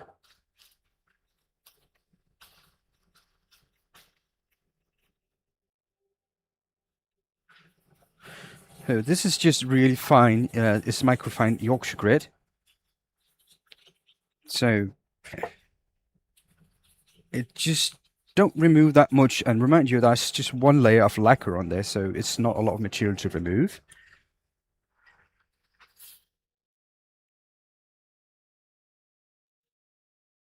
But it will give it that little sheen and remove some of the imperfection from the spray lacquer.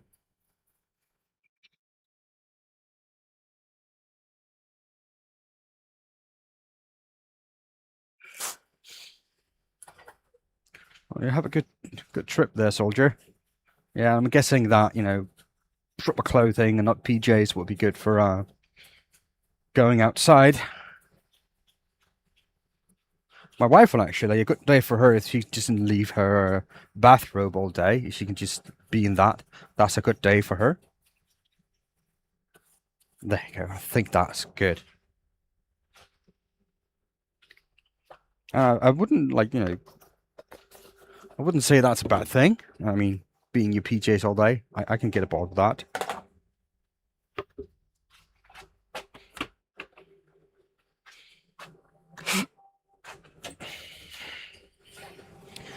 So let's get this cut off.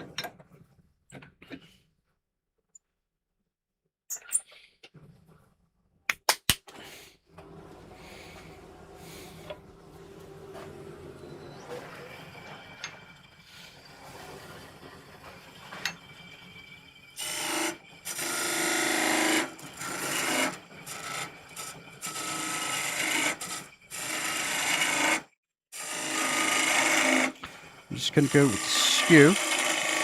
because the skew leaves the nicest surface.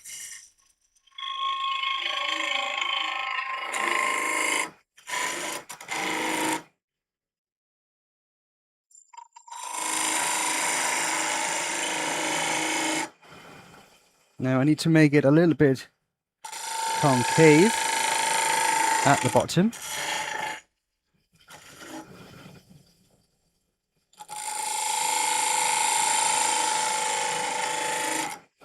So it sits flat on the table. Right now it's a little bit convex.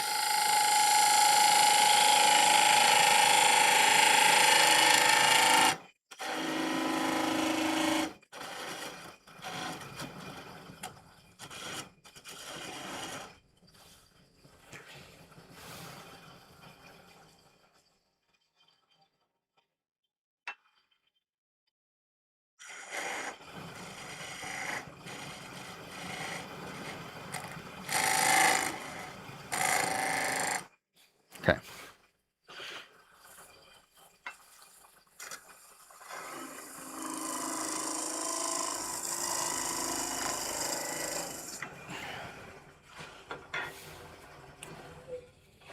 There you go.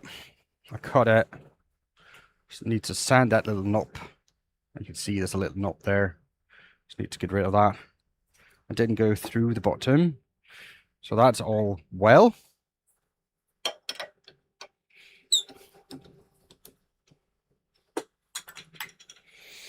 And I need to replace my headset, because right now it's running out of batteries, apparently.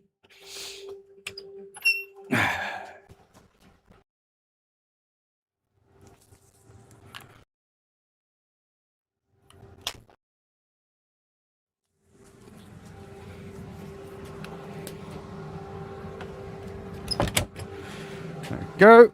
Back. Luckily I have spares lying around outside the door. So let me get that back in.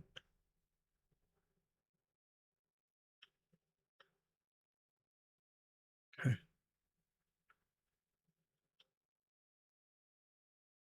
Okay, so that's good. Hello, Jordan. Hey, Joe Dalton. Sorry. Hey, dude. How you doing?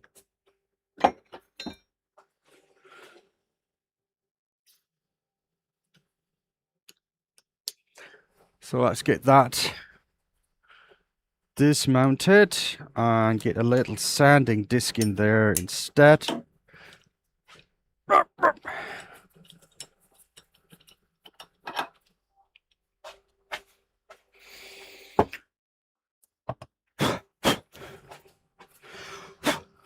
Always clean the morse taper before you put something in it. That way your morse taper will last a long time.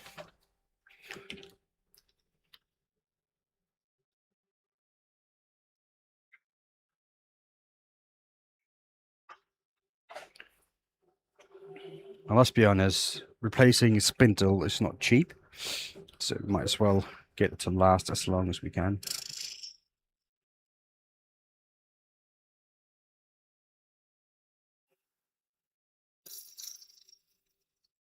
And sand the surface as well as I can. There we go. I think that's the right. There you go. It's a nice little vase hot foam, and it's actually pretty cool.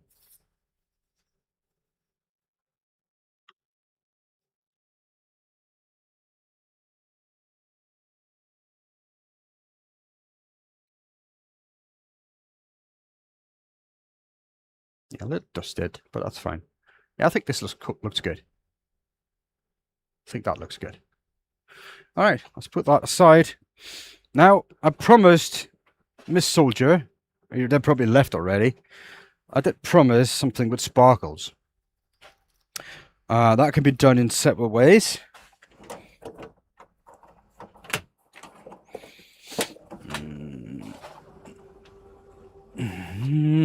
How will I do that?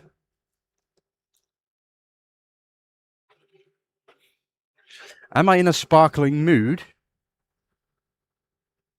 I don't know. Come to think about it, probably I am not right now. Thank you, cat. So what you guys think? Should we try another one of those little holophones or a vase or what you guys think?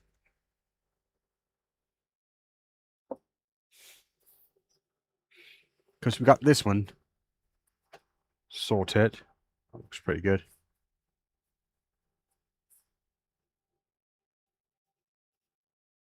That's pretty nice. Probably should put it back on the lathe and give it a quick little rub with some Yorkshire grid.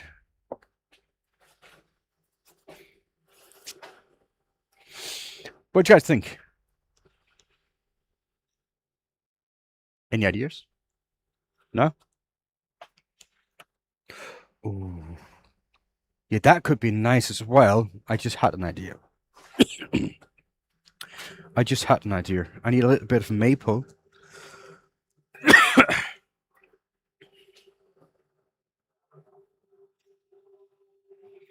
So I'm just going to cut a piece.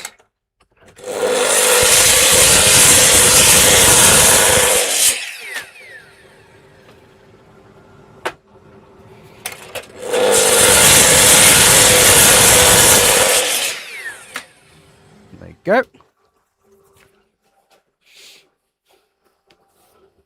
What sparkles? Yeah, I know. So a little bit of maple.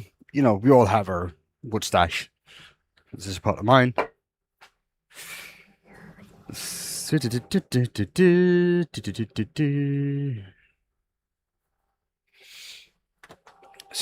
since this is already curved at one side, see? So I'm just going to put the center in here, the top here.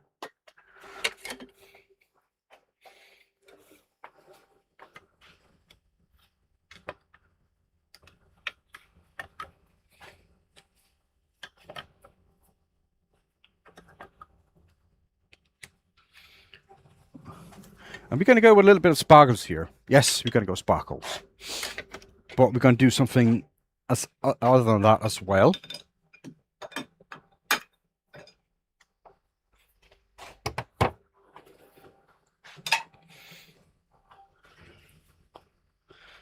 So I need to clean up my mess.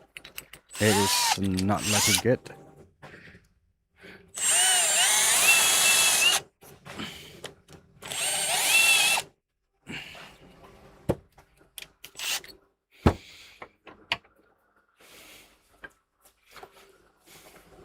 So spindle gouge, roughing gouge, drill bit, live center. Oink.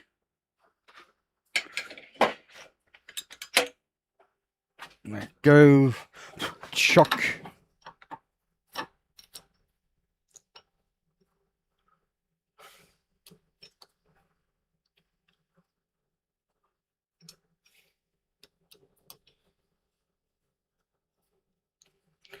Okay, so that's there. I get that one.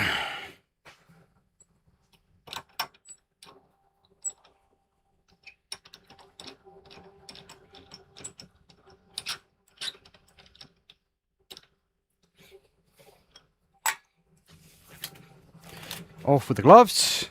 Gloves off. Get that mounted.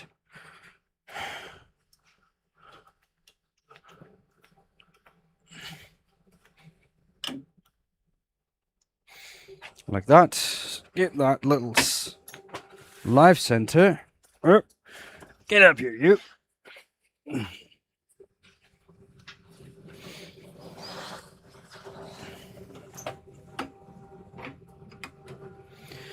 Just some contact, so it's a lot safer.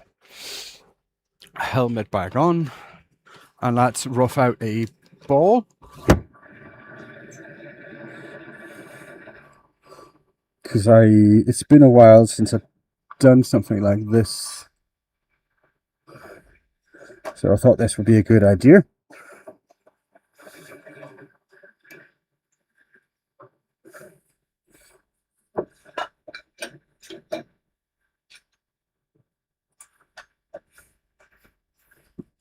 Parting tool. Yeah, that's fine.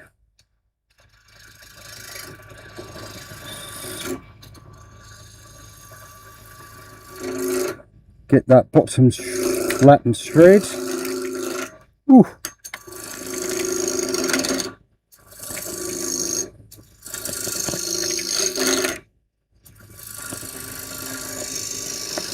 Start curving a ball from the bottom.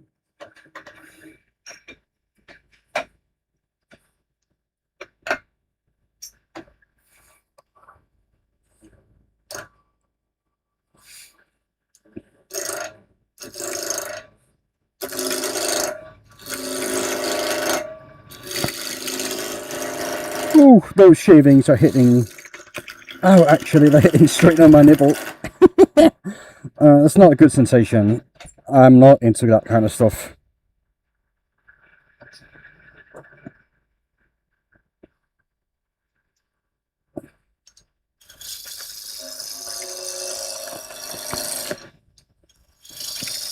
But yeah. So let's just start roughing out a ball.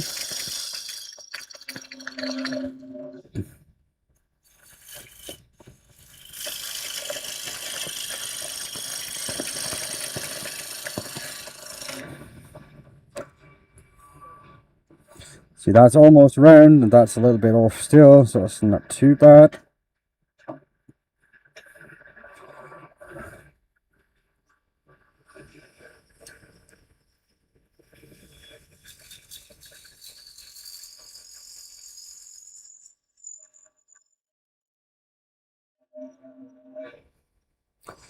So let's go a little bit the other way so we can get that ball shape.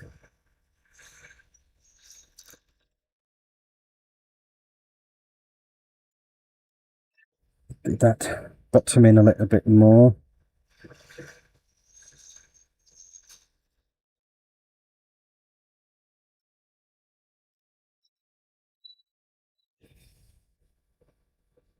We'll still have a little bit to go on the top side.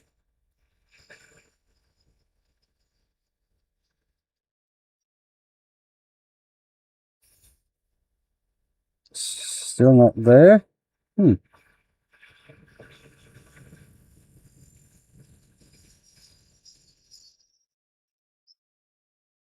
Take a little bit of a heavier cut. That's a nice little standard ball shape here.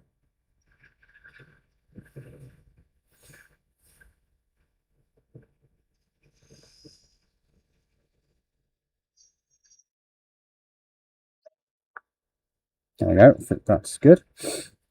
Now I want to curve this a little bit more towards the bottom. A little control push cut. Oops, starts not too control.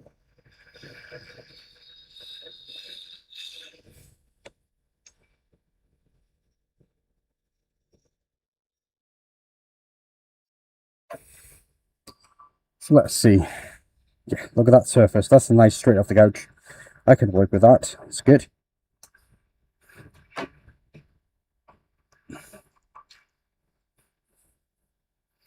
And you can see it's nice and uniform.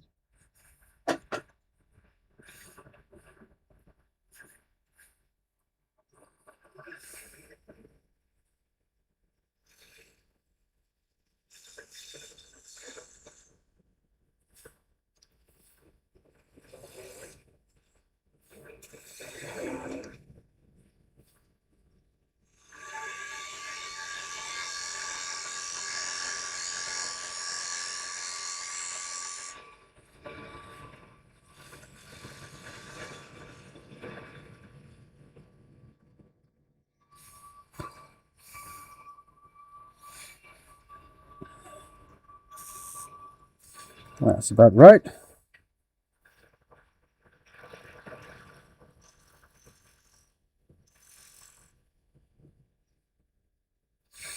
So I'm sure that I have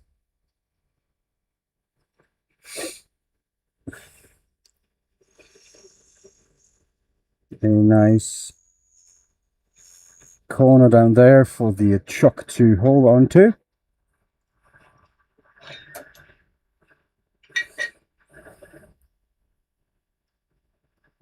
That's good. So let me just sand that really quickly, just a little bit. I think we're just going to go start with 180. I think that is all good. I just need to make sure that my tool marks are gone.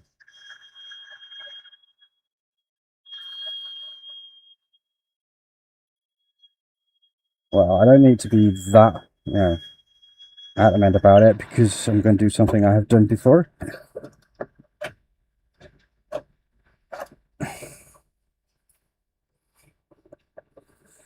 And it's been a while since I did it, and I think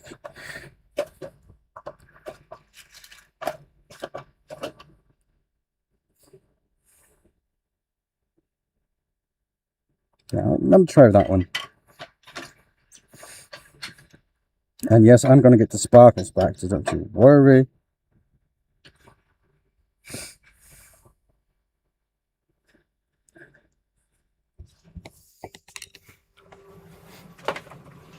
Hold on for a sec. I had a toolbox. Where is that toolbox? There it is, my box of tricks.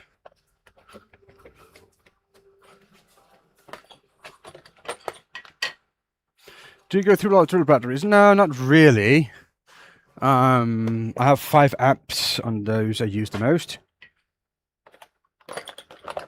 And I always have one in the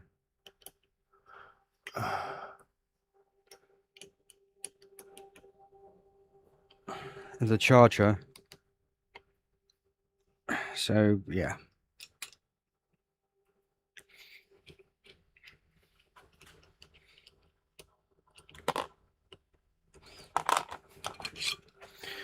So not really.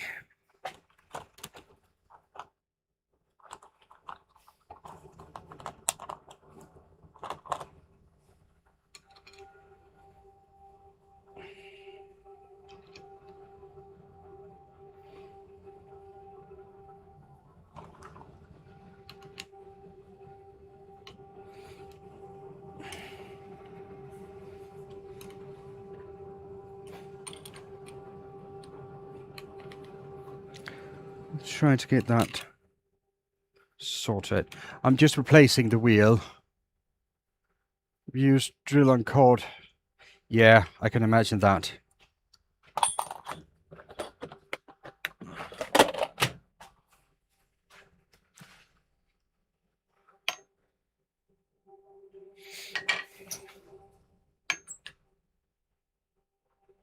Okay.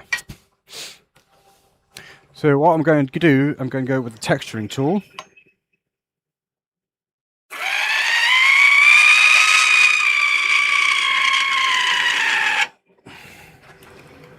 And get some, oh yeah, that's good. I'm just going to go one more time.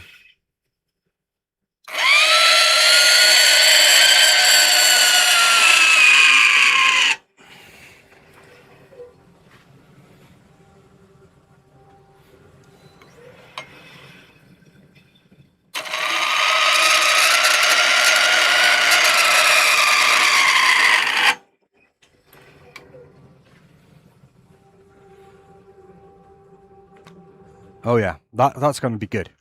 That's going to be good.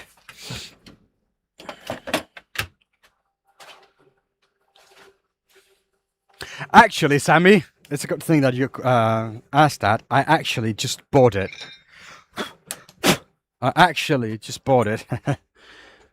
Because my boss needed it for a demo that I actually was supposed to do today. I don't think he used it. Oh, he probably did, but he didn't like the texture.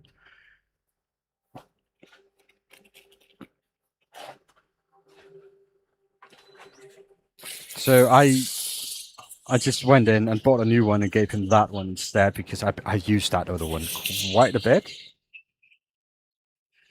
Yeah. I think that would be fair, wouldn't it? I mean,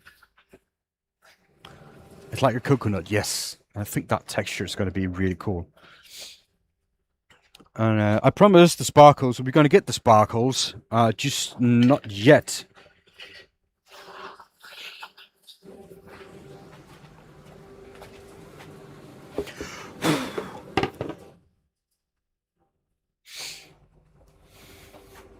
Now, I would have preferred a black with the that one on it, the other thing on it. So I think we might do that. The wax. But no. Let's go and do something. If we're going to go sparkles, we might as well give it our best, right? Hello, Dee Dee.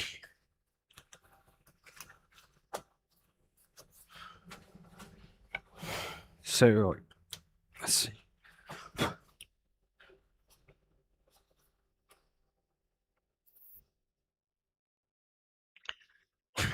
This is crimson.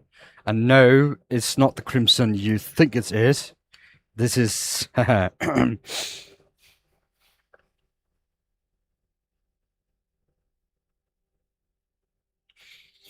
Let me show you. Are you guys ready?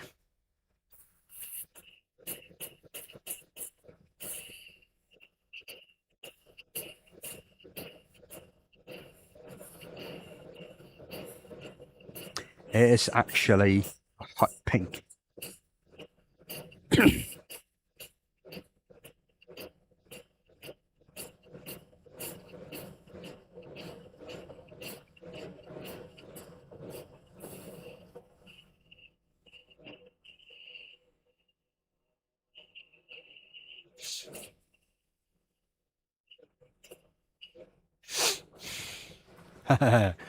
Oh yeah.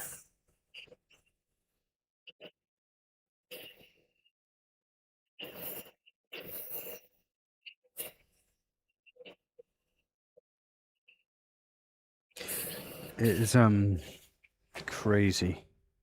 It is actually a nice colour. It's just something that you need to get a little bit used to.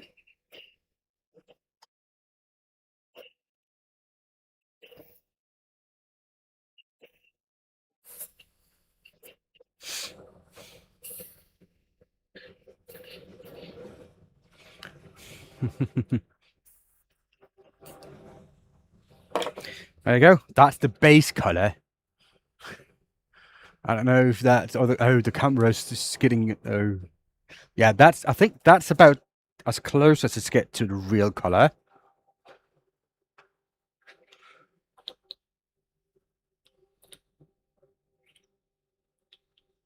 But still really nice actually. I think it's cool. It's strange, it's different. That's for sure. It's really is different.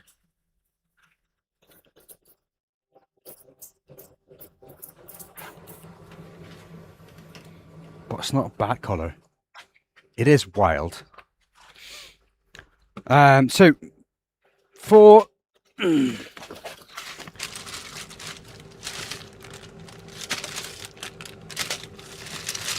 let's see.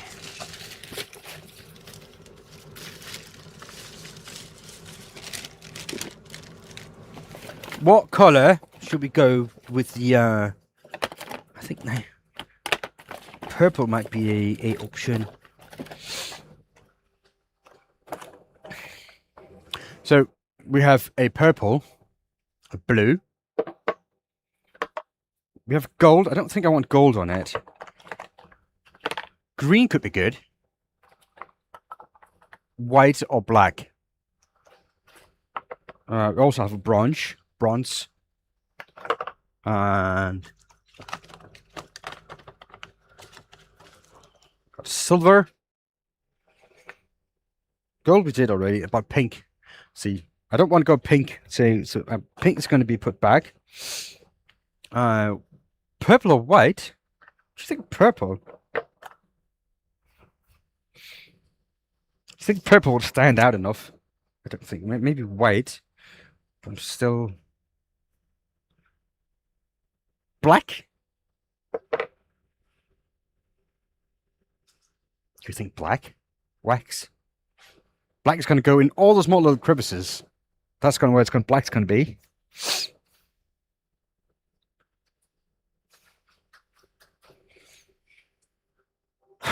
Oh, okay.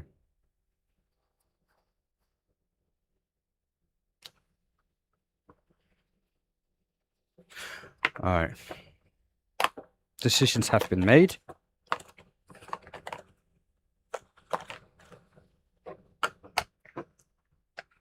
Bronze.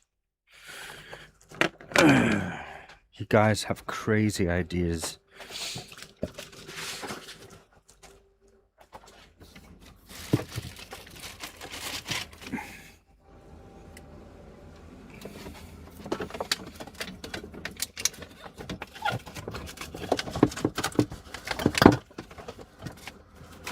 Oh, I have another box of brushes. That was a wild. That was a while. I was all the way back in my my cabinet, and I found another box of brushes. I don't know where the other.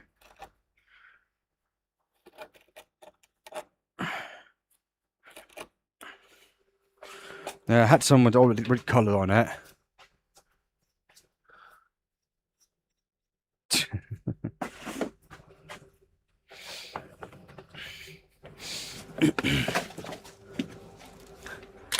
Okay, now my workshop is a complete mess. Now I'm not going to show you what colour I decided to go with.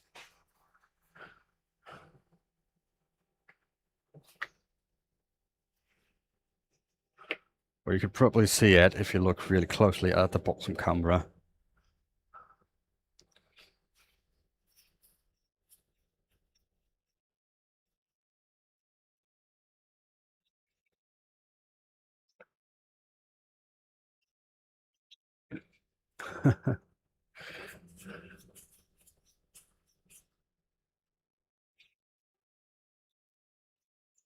So let's see how that's going to turn out. To be honest, I'm not sure.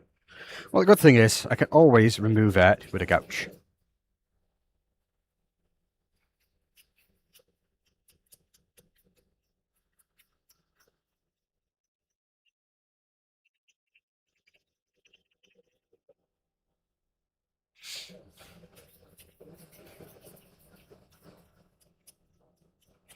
And it's not that bronze was not a good idea, Nikolai. It was just probably going to be too little.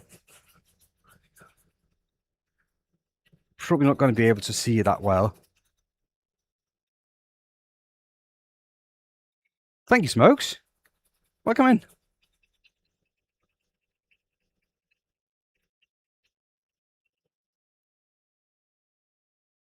You could probably use shoe polish for this as well. I'm not sure, but there's a good chance that could work.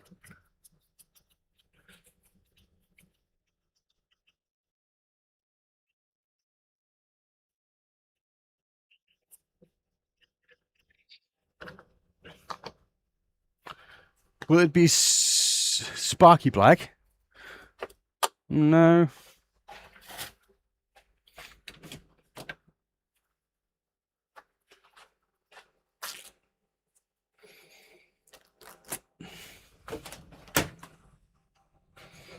Now, this is one of the times that I want to use cloth when I'm at the lathe, is when I have this texture on.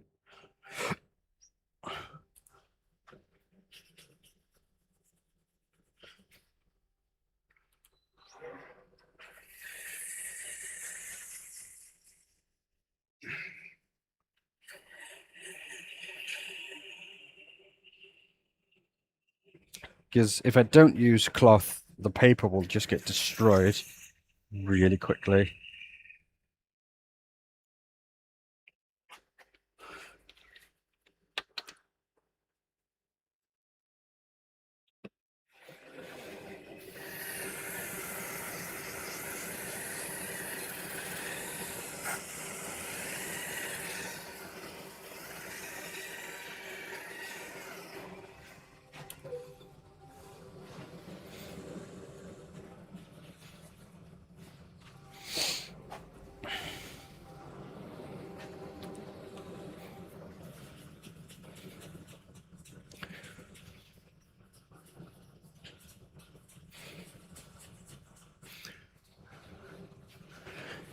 There you go.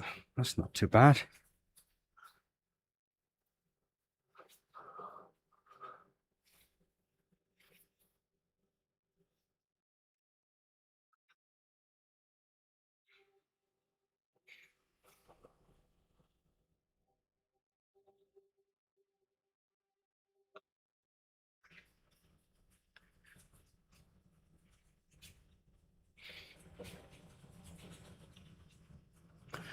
Do do do do do do do. I think this is not a bad look. So I'm using a lot of isopropyl alcohol to try to get some of the black off the top part of this.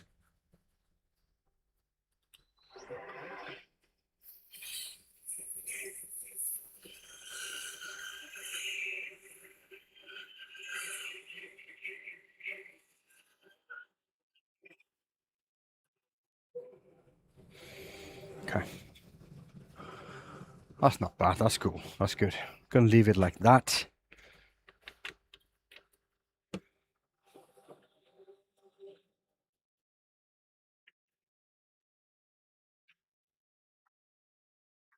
That's a fun look, isn't it?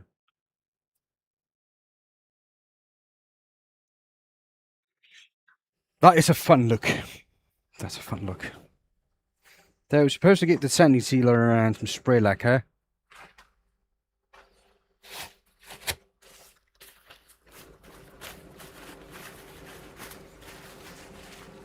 But also I want to get done.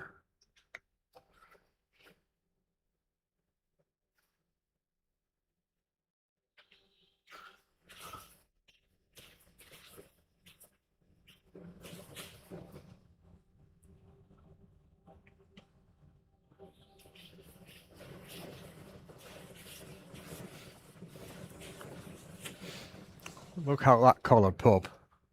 It's darker than expected, yes. That's why I was a little bit hesitant to use the black.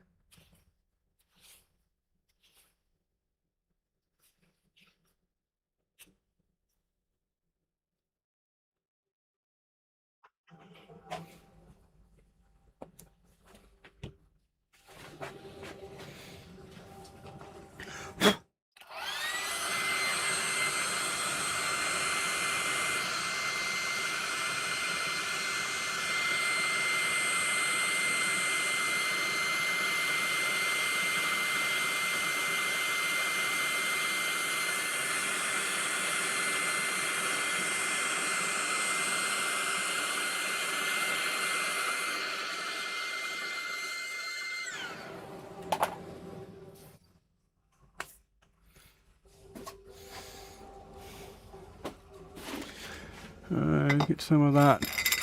Oh, that's empty. That's almost empty. Let's see.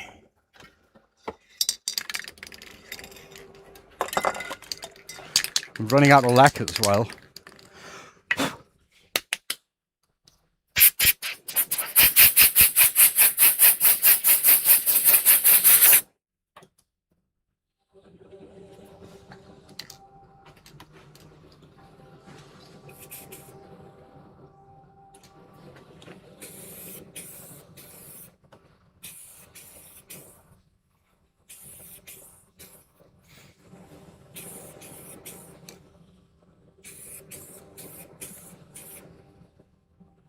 Okay. Hello, Henning. Happy Easter to you as well. There we go. Get that.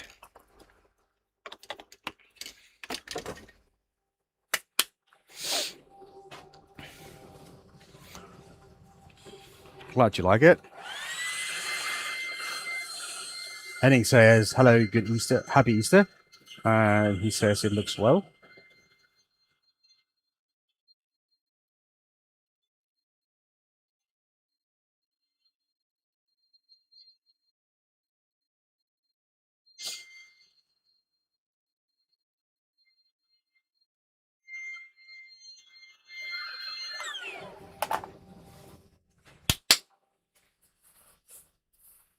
All right, I think that's ready to flip and hollow. Let's get that little bit of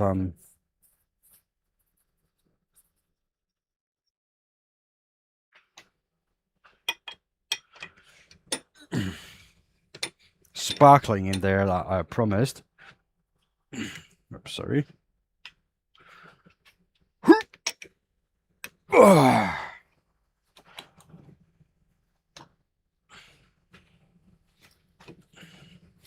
That was stuck.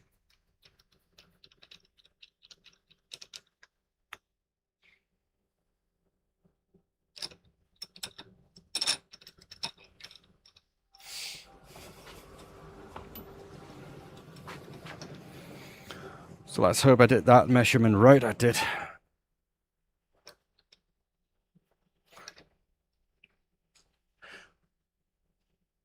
See if that spins. That spins nice and true. That's good. Let's just go over that little one more time. Because after you put pressure on it, the wood will expand a little bit. So you just need to give it a few seconds and then try to retighten it.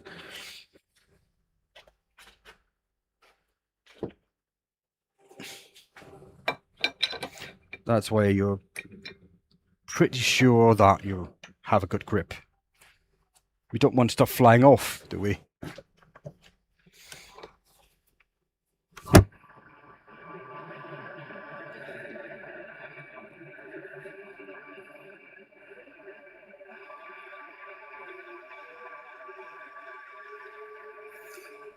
Oh, ham and cheese toasty. That sounds actually delicious. It's what my kids used to make me. They actually asked me today if I wanted one. And right now I'm actually regretting that I didn't accept it.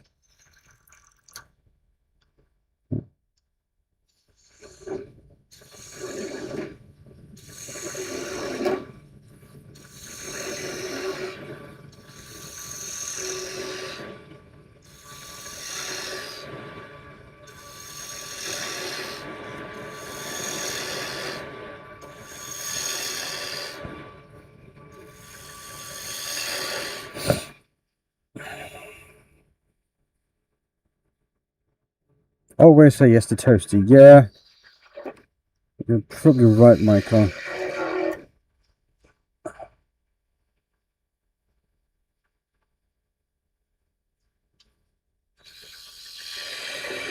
Especially if I don't have to make them, right? If they actually offered me to make them.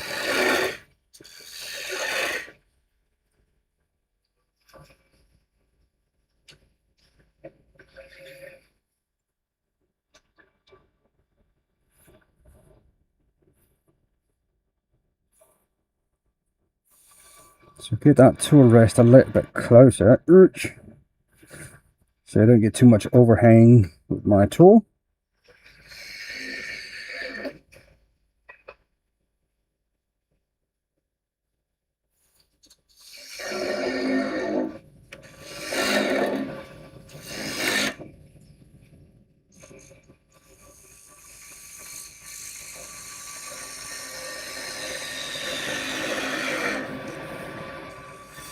Why is the holding part always over so quickly? It is the nicest part, isn't it?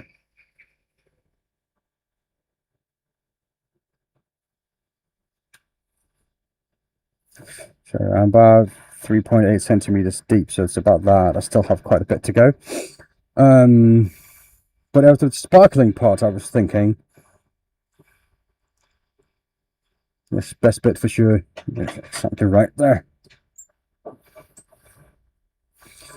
Maybe I should leave a little detail on the top there with the sparkling on it.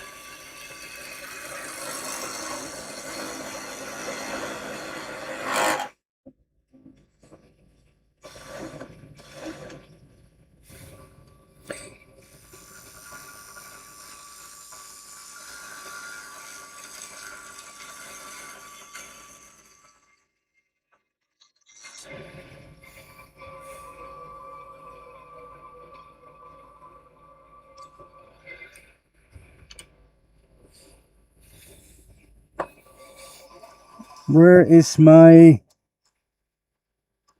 bottom gouge?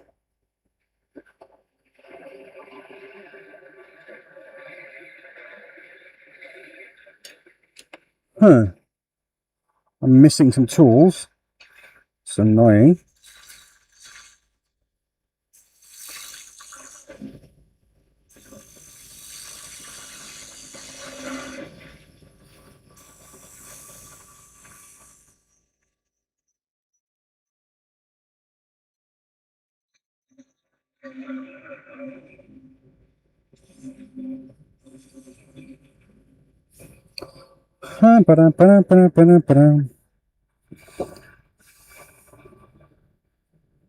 Still got quite a bit at the bottom there I could remove, which is nice. Let me just do that.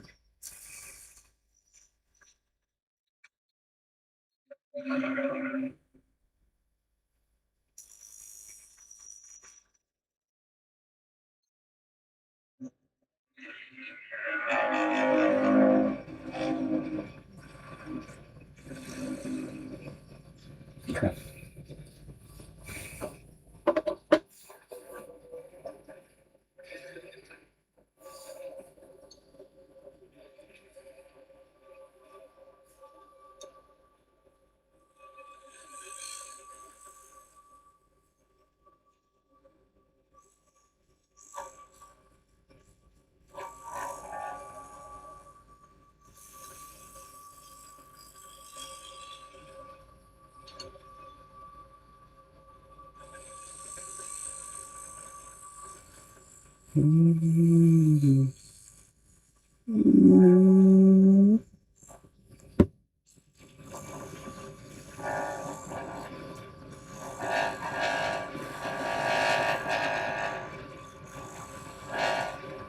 So that's it, the scraper. If I can texture the ball rim, I can.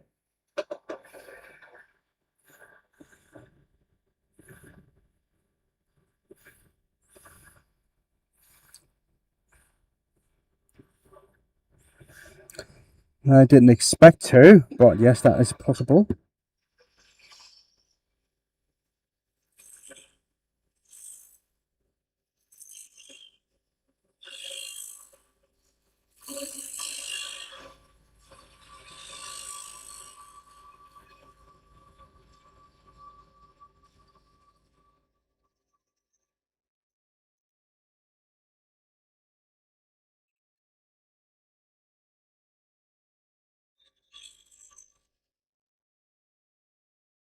Now, I probably overextended the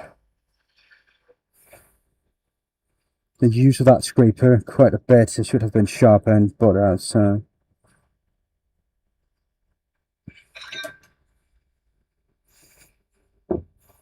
let's see how well that's going to go anyway.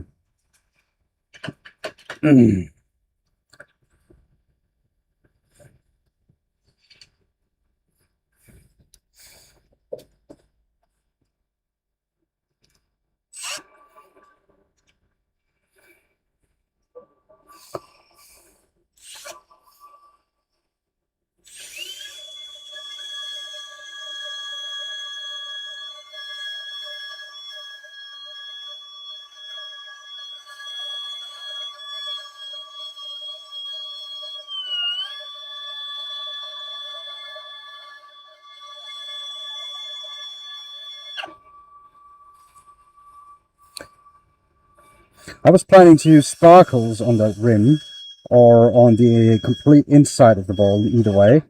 So I would just... So if I use sparkles on the inside of the ball, I'm going to leave the rim as is.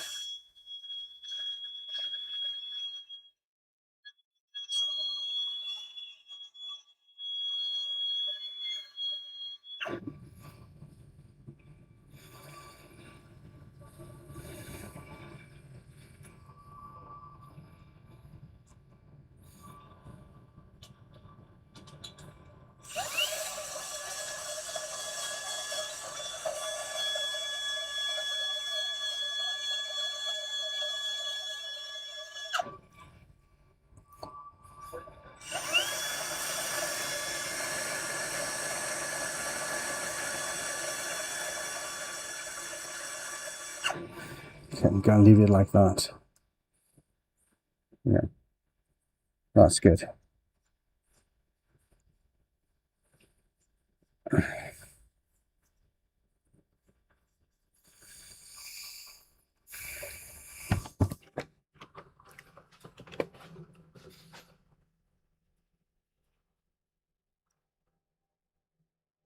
Oh, hey, Sammy, thank you. Sammy sent €10 over on PayPal. I appreciate that, mate. That was just now, wasn't it? By the looks of it, anyway. Thank you, dude. It's really nice of you.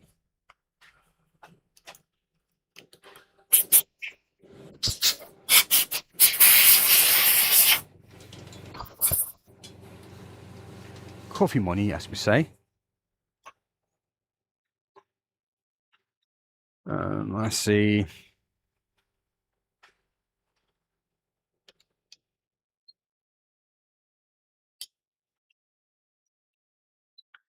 If I should go with the Emma color, it's gonna get it's gonna be wild, this bowl, if I do that.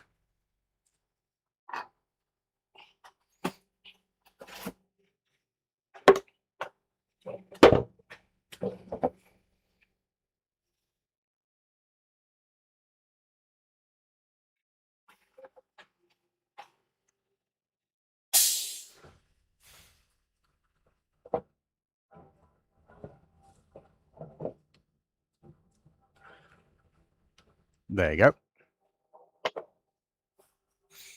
So let's see.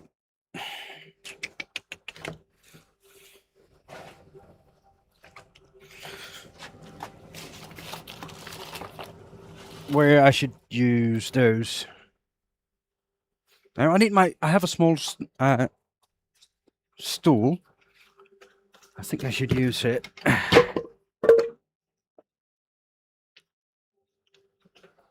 There you go.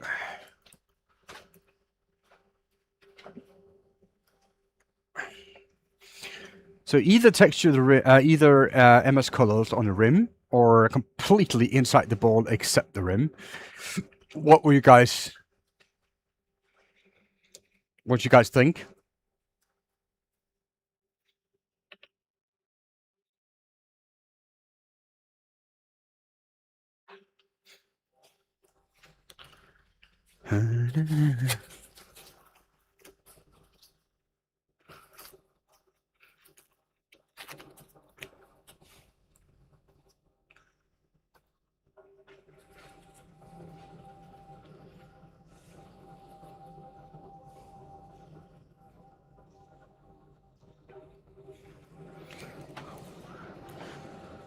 Inside for a change. All of it. Whew, that's a lot of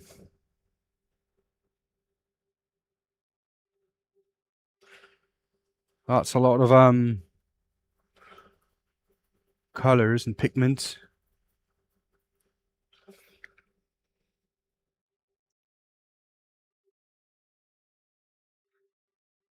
Yeah, I already started this, so it's no going back now. This is Sammy's choice.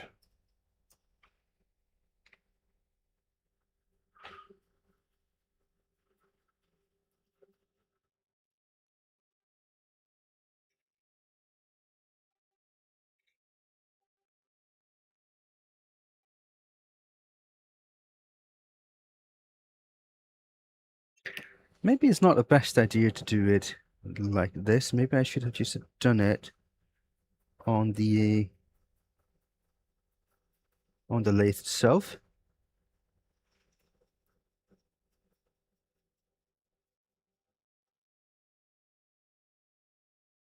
Yeah.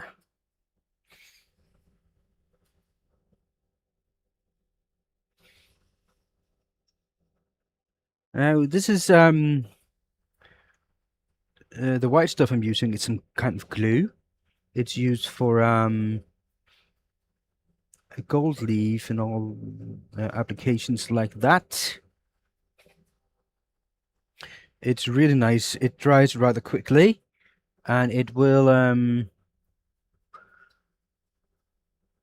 keep it being sticky until something is applied to it. So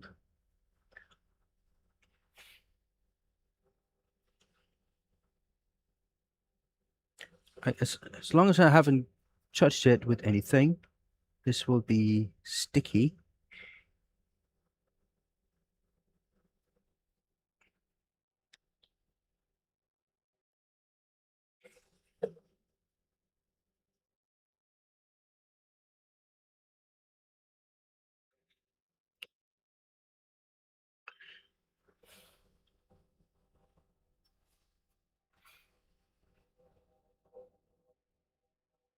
I should put it on lathe. I can feel that.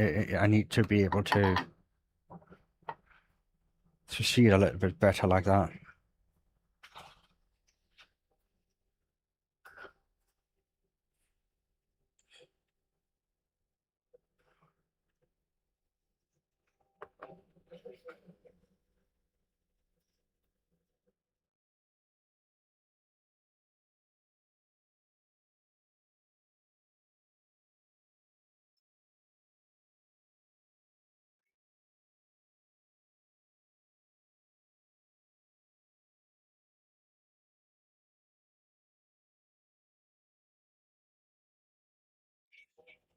Huh.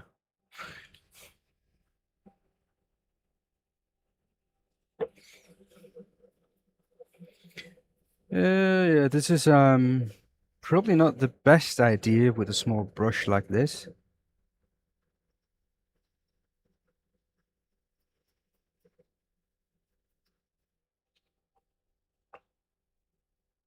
But yeah, it's Sammy's fault. I blame Sammy. We can all blame Sammy for this.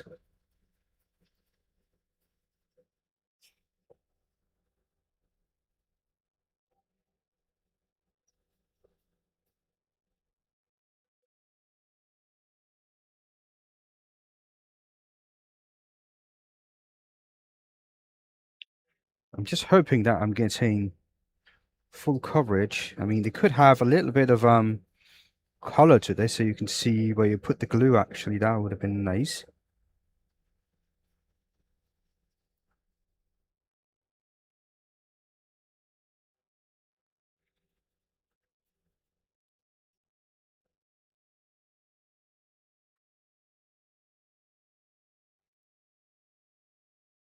But yeah, this glue lasts so long, really.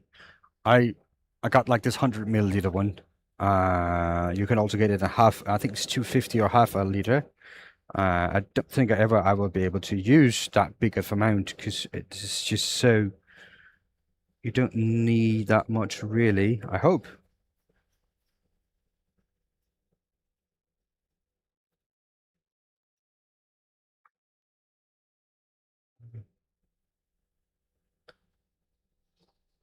So let's see.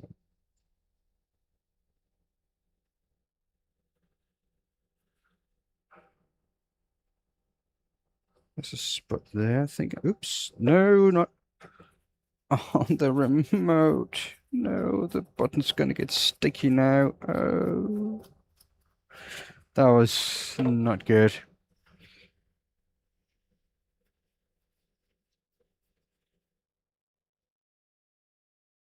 Well, good thing is I have two remotes because I have two cameras. It's the same remote for both cameras.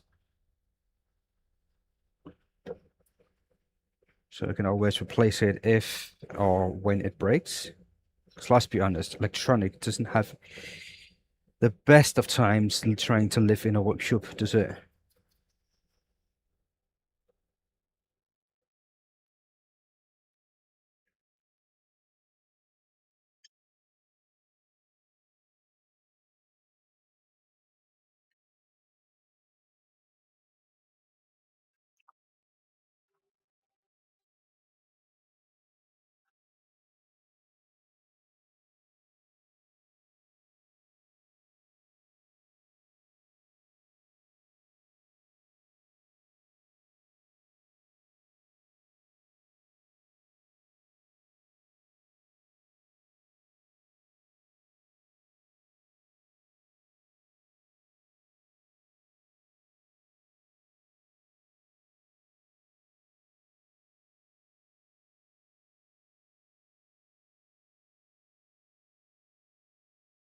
I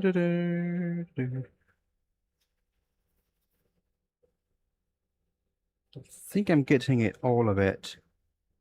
I hope I'm getting all of it.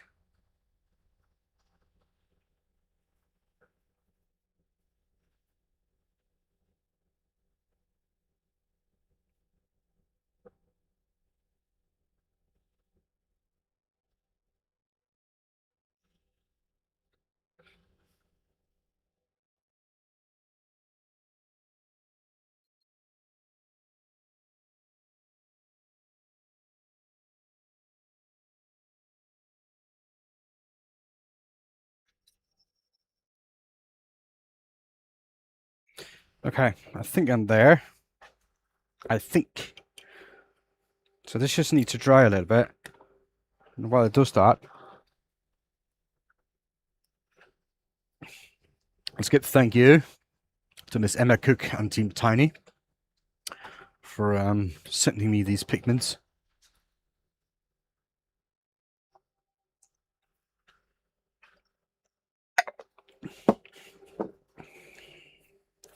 Okay.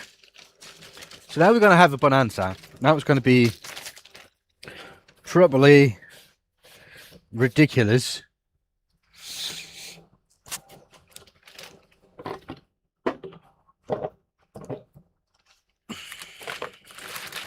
I have so many colours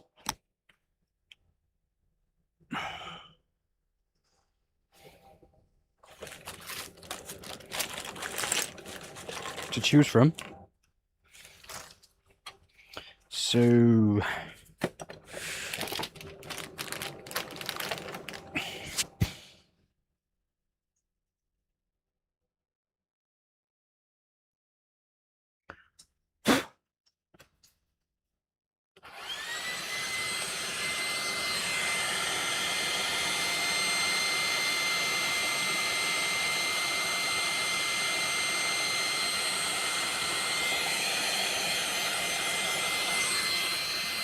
okay, there we go. Now, what to use? What to use?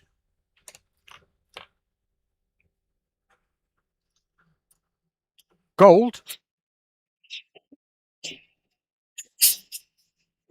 Gold. I don't think I have anyone that's particularly gold. I have something that is. I have something like this.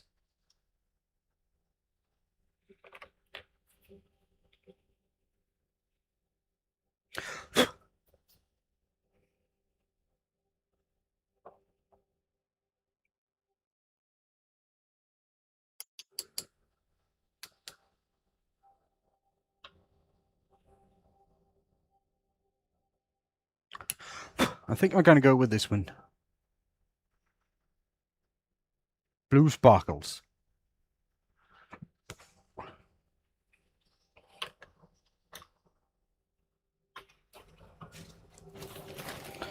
The colour's called Gin. I mean, I could go with the Phoenix. That's a little bit of gold. A little bit of gold-ish. So it's either one of those.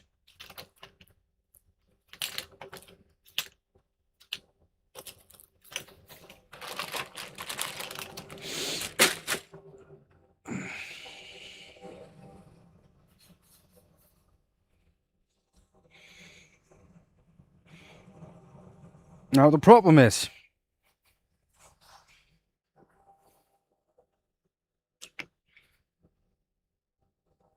so it's both of them are flakes, and I really, really think that's just the way to go with these. Yeah, I'm going to go with the gin, the blue-ish colour.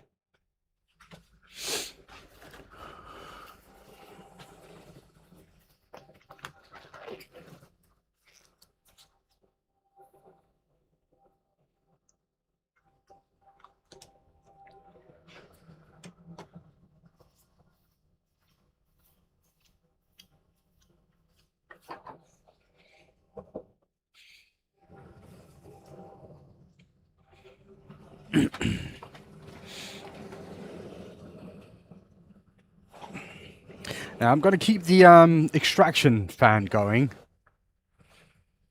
because this is really lively.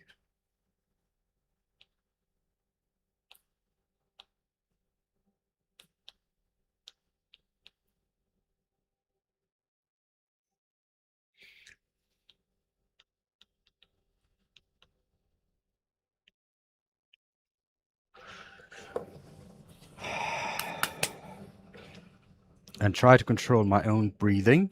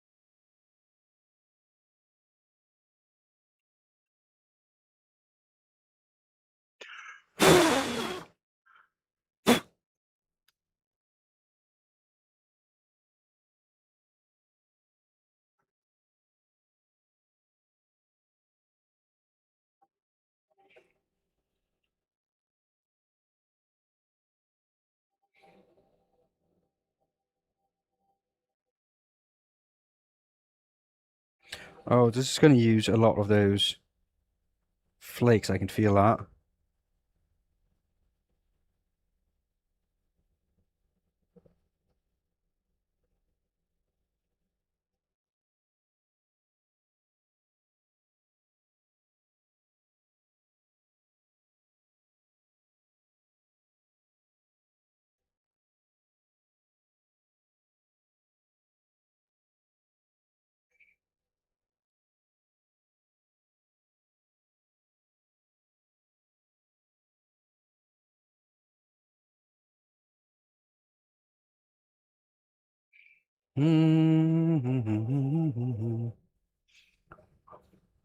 Now, this doesn't look like a lot to you guys right now. But I promise you, it looks a lot better for me.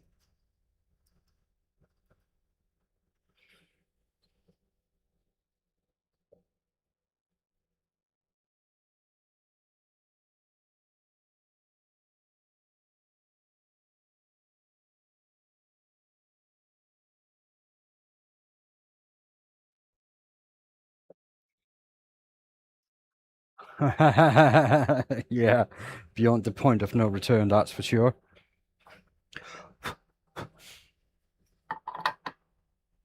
Oh, you heard the nervous laughter there, didn't you? I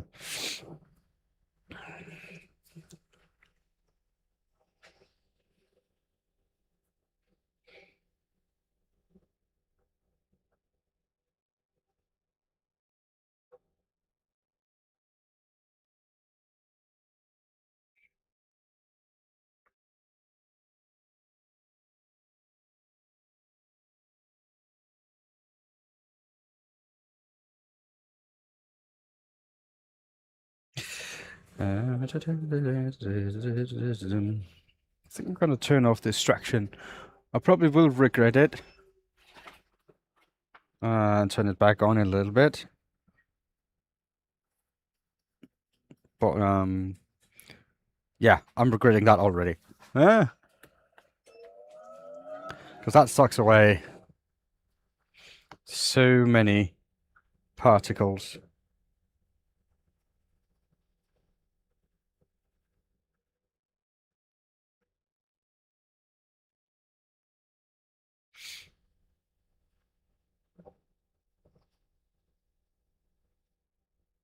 Now, you probably shouldn't use these pigments like this to big projects like this, because they're probably a little bit too expensive.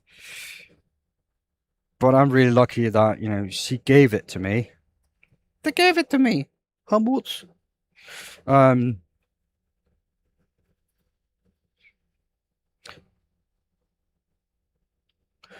So yeah, that's why I'm I'm not too worried about this, but still, it looks cool, doesn't it?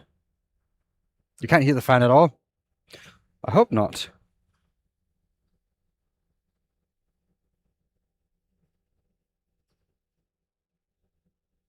But yeah. No, the reason why I wanted to turn it off is not because of the noise. It was because of the suction pulling the pigments.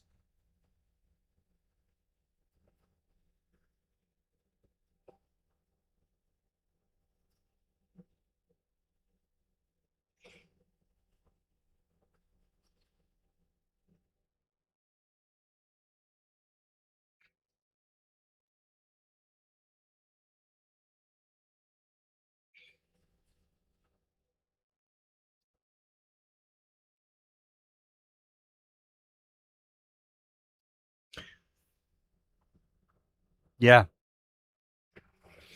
And actually, they are really, really cool, these.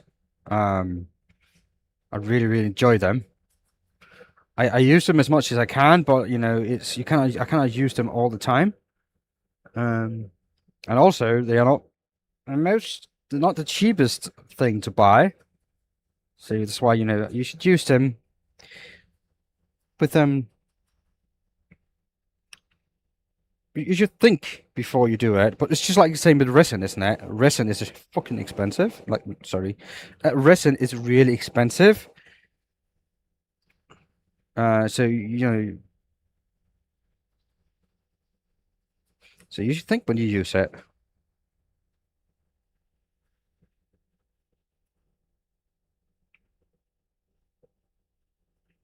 Just don't use it just willy nilly like I am right now.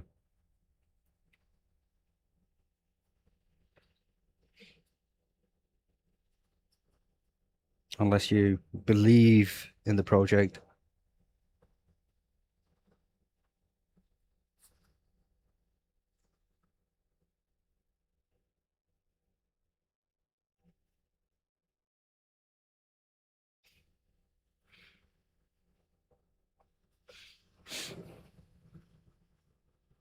Oh, it doesn't have it's a non-toxic one, is it, Michael? Because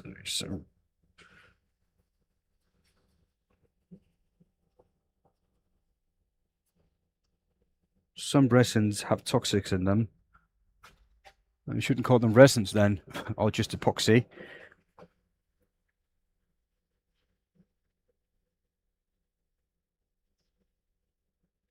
Another thing is you should be mindful of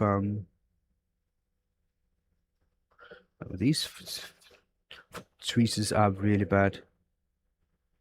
The UV resistance.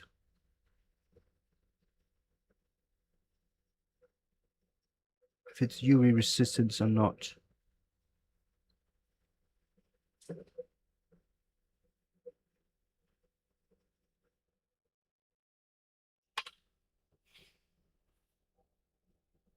Hello, Clement.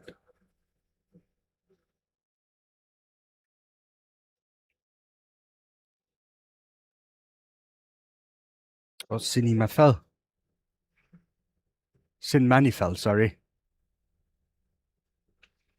No, it's what you the link that comes up in the chat all the time. That's where you can get it. Emma Cook have it. She's a really nice person. So the Tiny Turners pigments, this is what it is.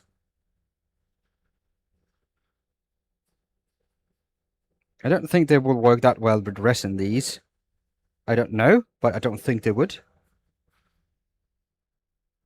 There you go. That's the link.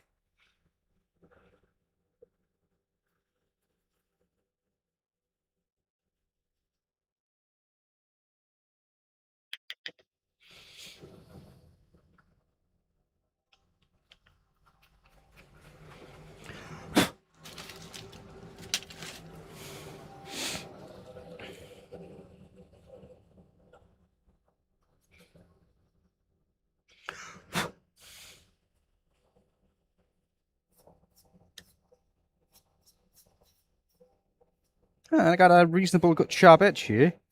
I didn't expect that.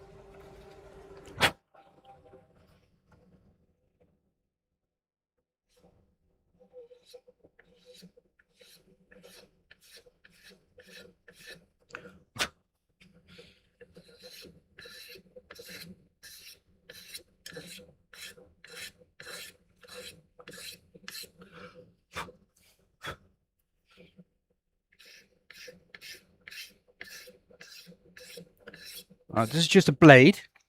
We'll see if I can do that when the lathe is running.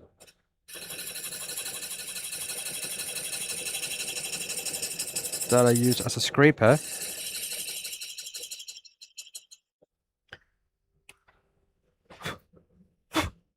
To get the get a nice etch.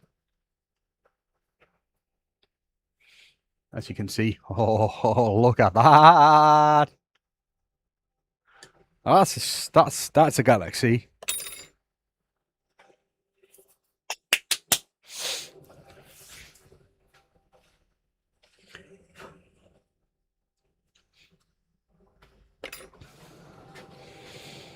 Oh yeah.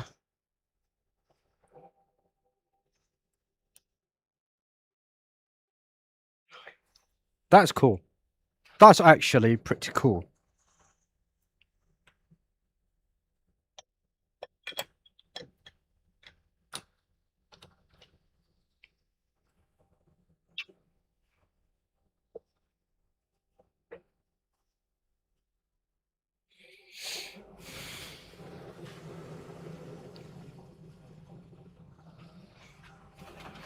That's one.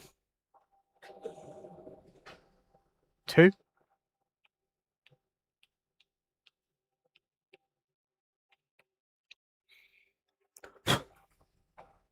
Three. No. You'll probably shoot rainbows for a couple of days if you try to eat from it.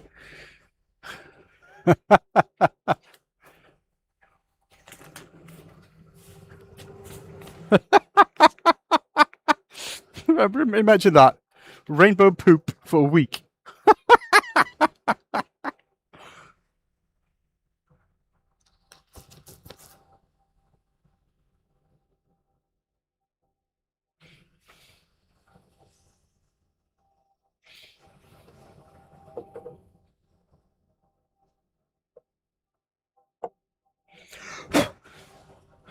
All right.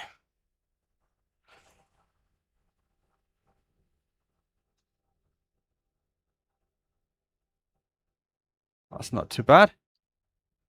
I should probably turn away this recess there. But I think I streamed for 3 hours now. I think that's about right. And yeah, that's all right. But look at that. The Soul Catcher. Galaxy of Souls, whatever. You got the galaxy. I don't know.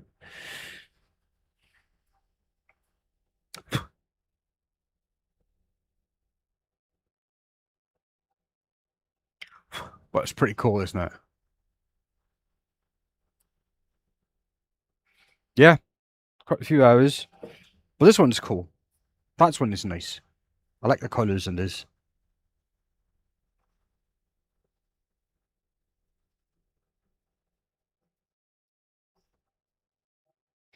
It's not too bad as well. I kind of like this.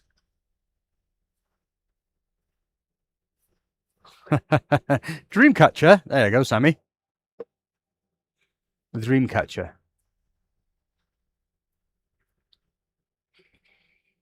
So as soon as my website is ready, I will put this stuff up there as well, along with them for, you know, someone might want to buy it. Who's starting the bidding? Well, you can bid for the entire package if you want. I have no issues with that.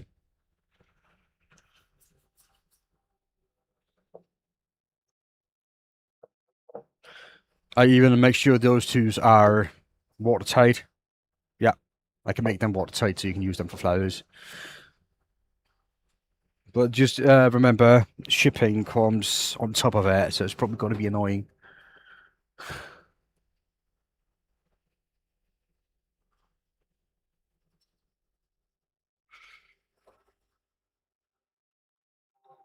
You will what, Sammy? Start the bidding.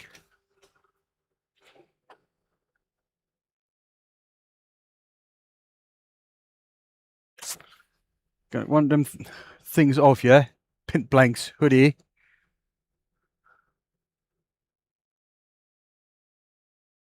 Yeah, it's a nice Easter collection, isn't it? By the way, have you seen this shirt? Look at that. Wood turning solves most of my problems. The smell of wood solves the rest. Hey, yeah. You're probably going to be the only one bidding, Sammy, so you better make it count.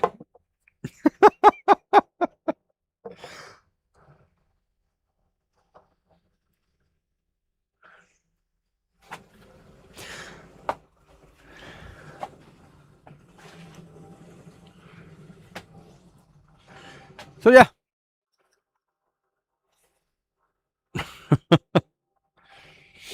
That's it. That's me done for today.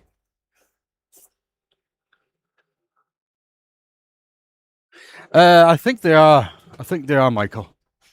I think they are. Most of them, anyway. I can't remember how much I promised you you have to pay for it, but I didn't think it was that. Was it like 100 quid for the entire box, or was it? I can't remember, dude.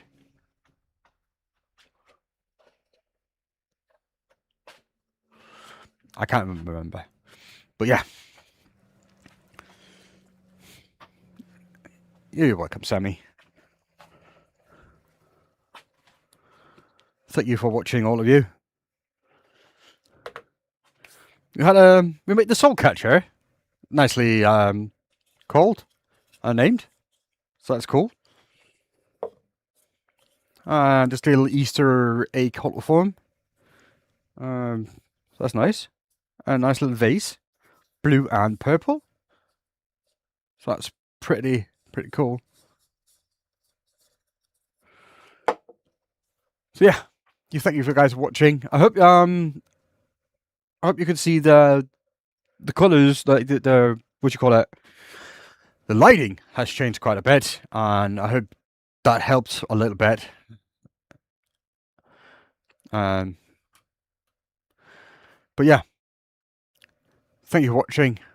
You all have a good day. Be good to the world. The world will be good to you. Stay for the music. Have a good day. Happy Easter.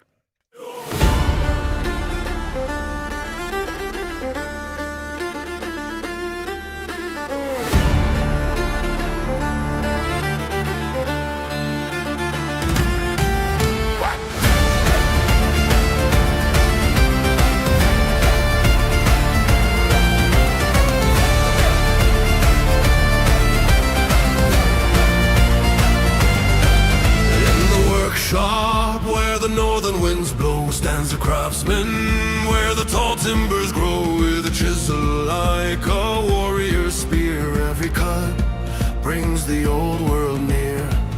Hear the Asher in the turning tree, Odin whispering, let creation be. From the north, let the shavings fly under watchful gods in the winter sky. Thor's hammer roars with the spinning ring, Freya's grace in every curve you bring. By fire and frost let the wood come alive. Benjamin turns the tales of the Viking tribes. Of the Viking tribes. Ash and oak hold the songs of the bold, echoes of the battles that the Scots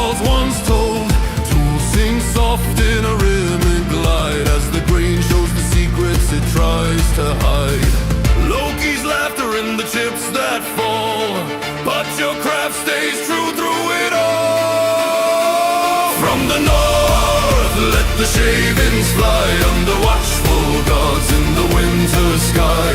Thor's hammer roars with the spinning ring. Freya's grace in every curve you bring. By fire and frost let the wood come alive. Benjamin turns the tales of the Viking tribes. Raise your meat to the maker's hand, to the craft and the clan of the northern land. Every bowl is a saga born, carved from dusk and shape till morn.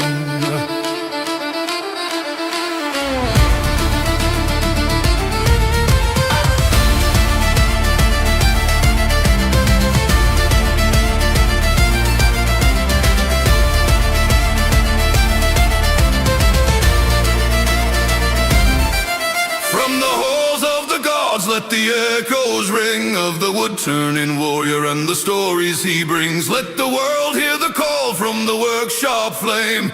Benjamin Winkle, another name.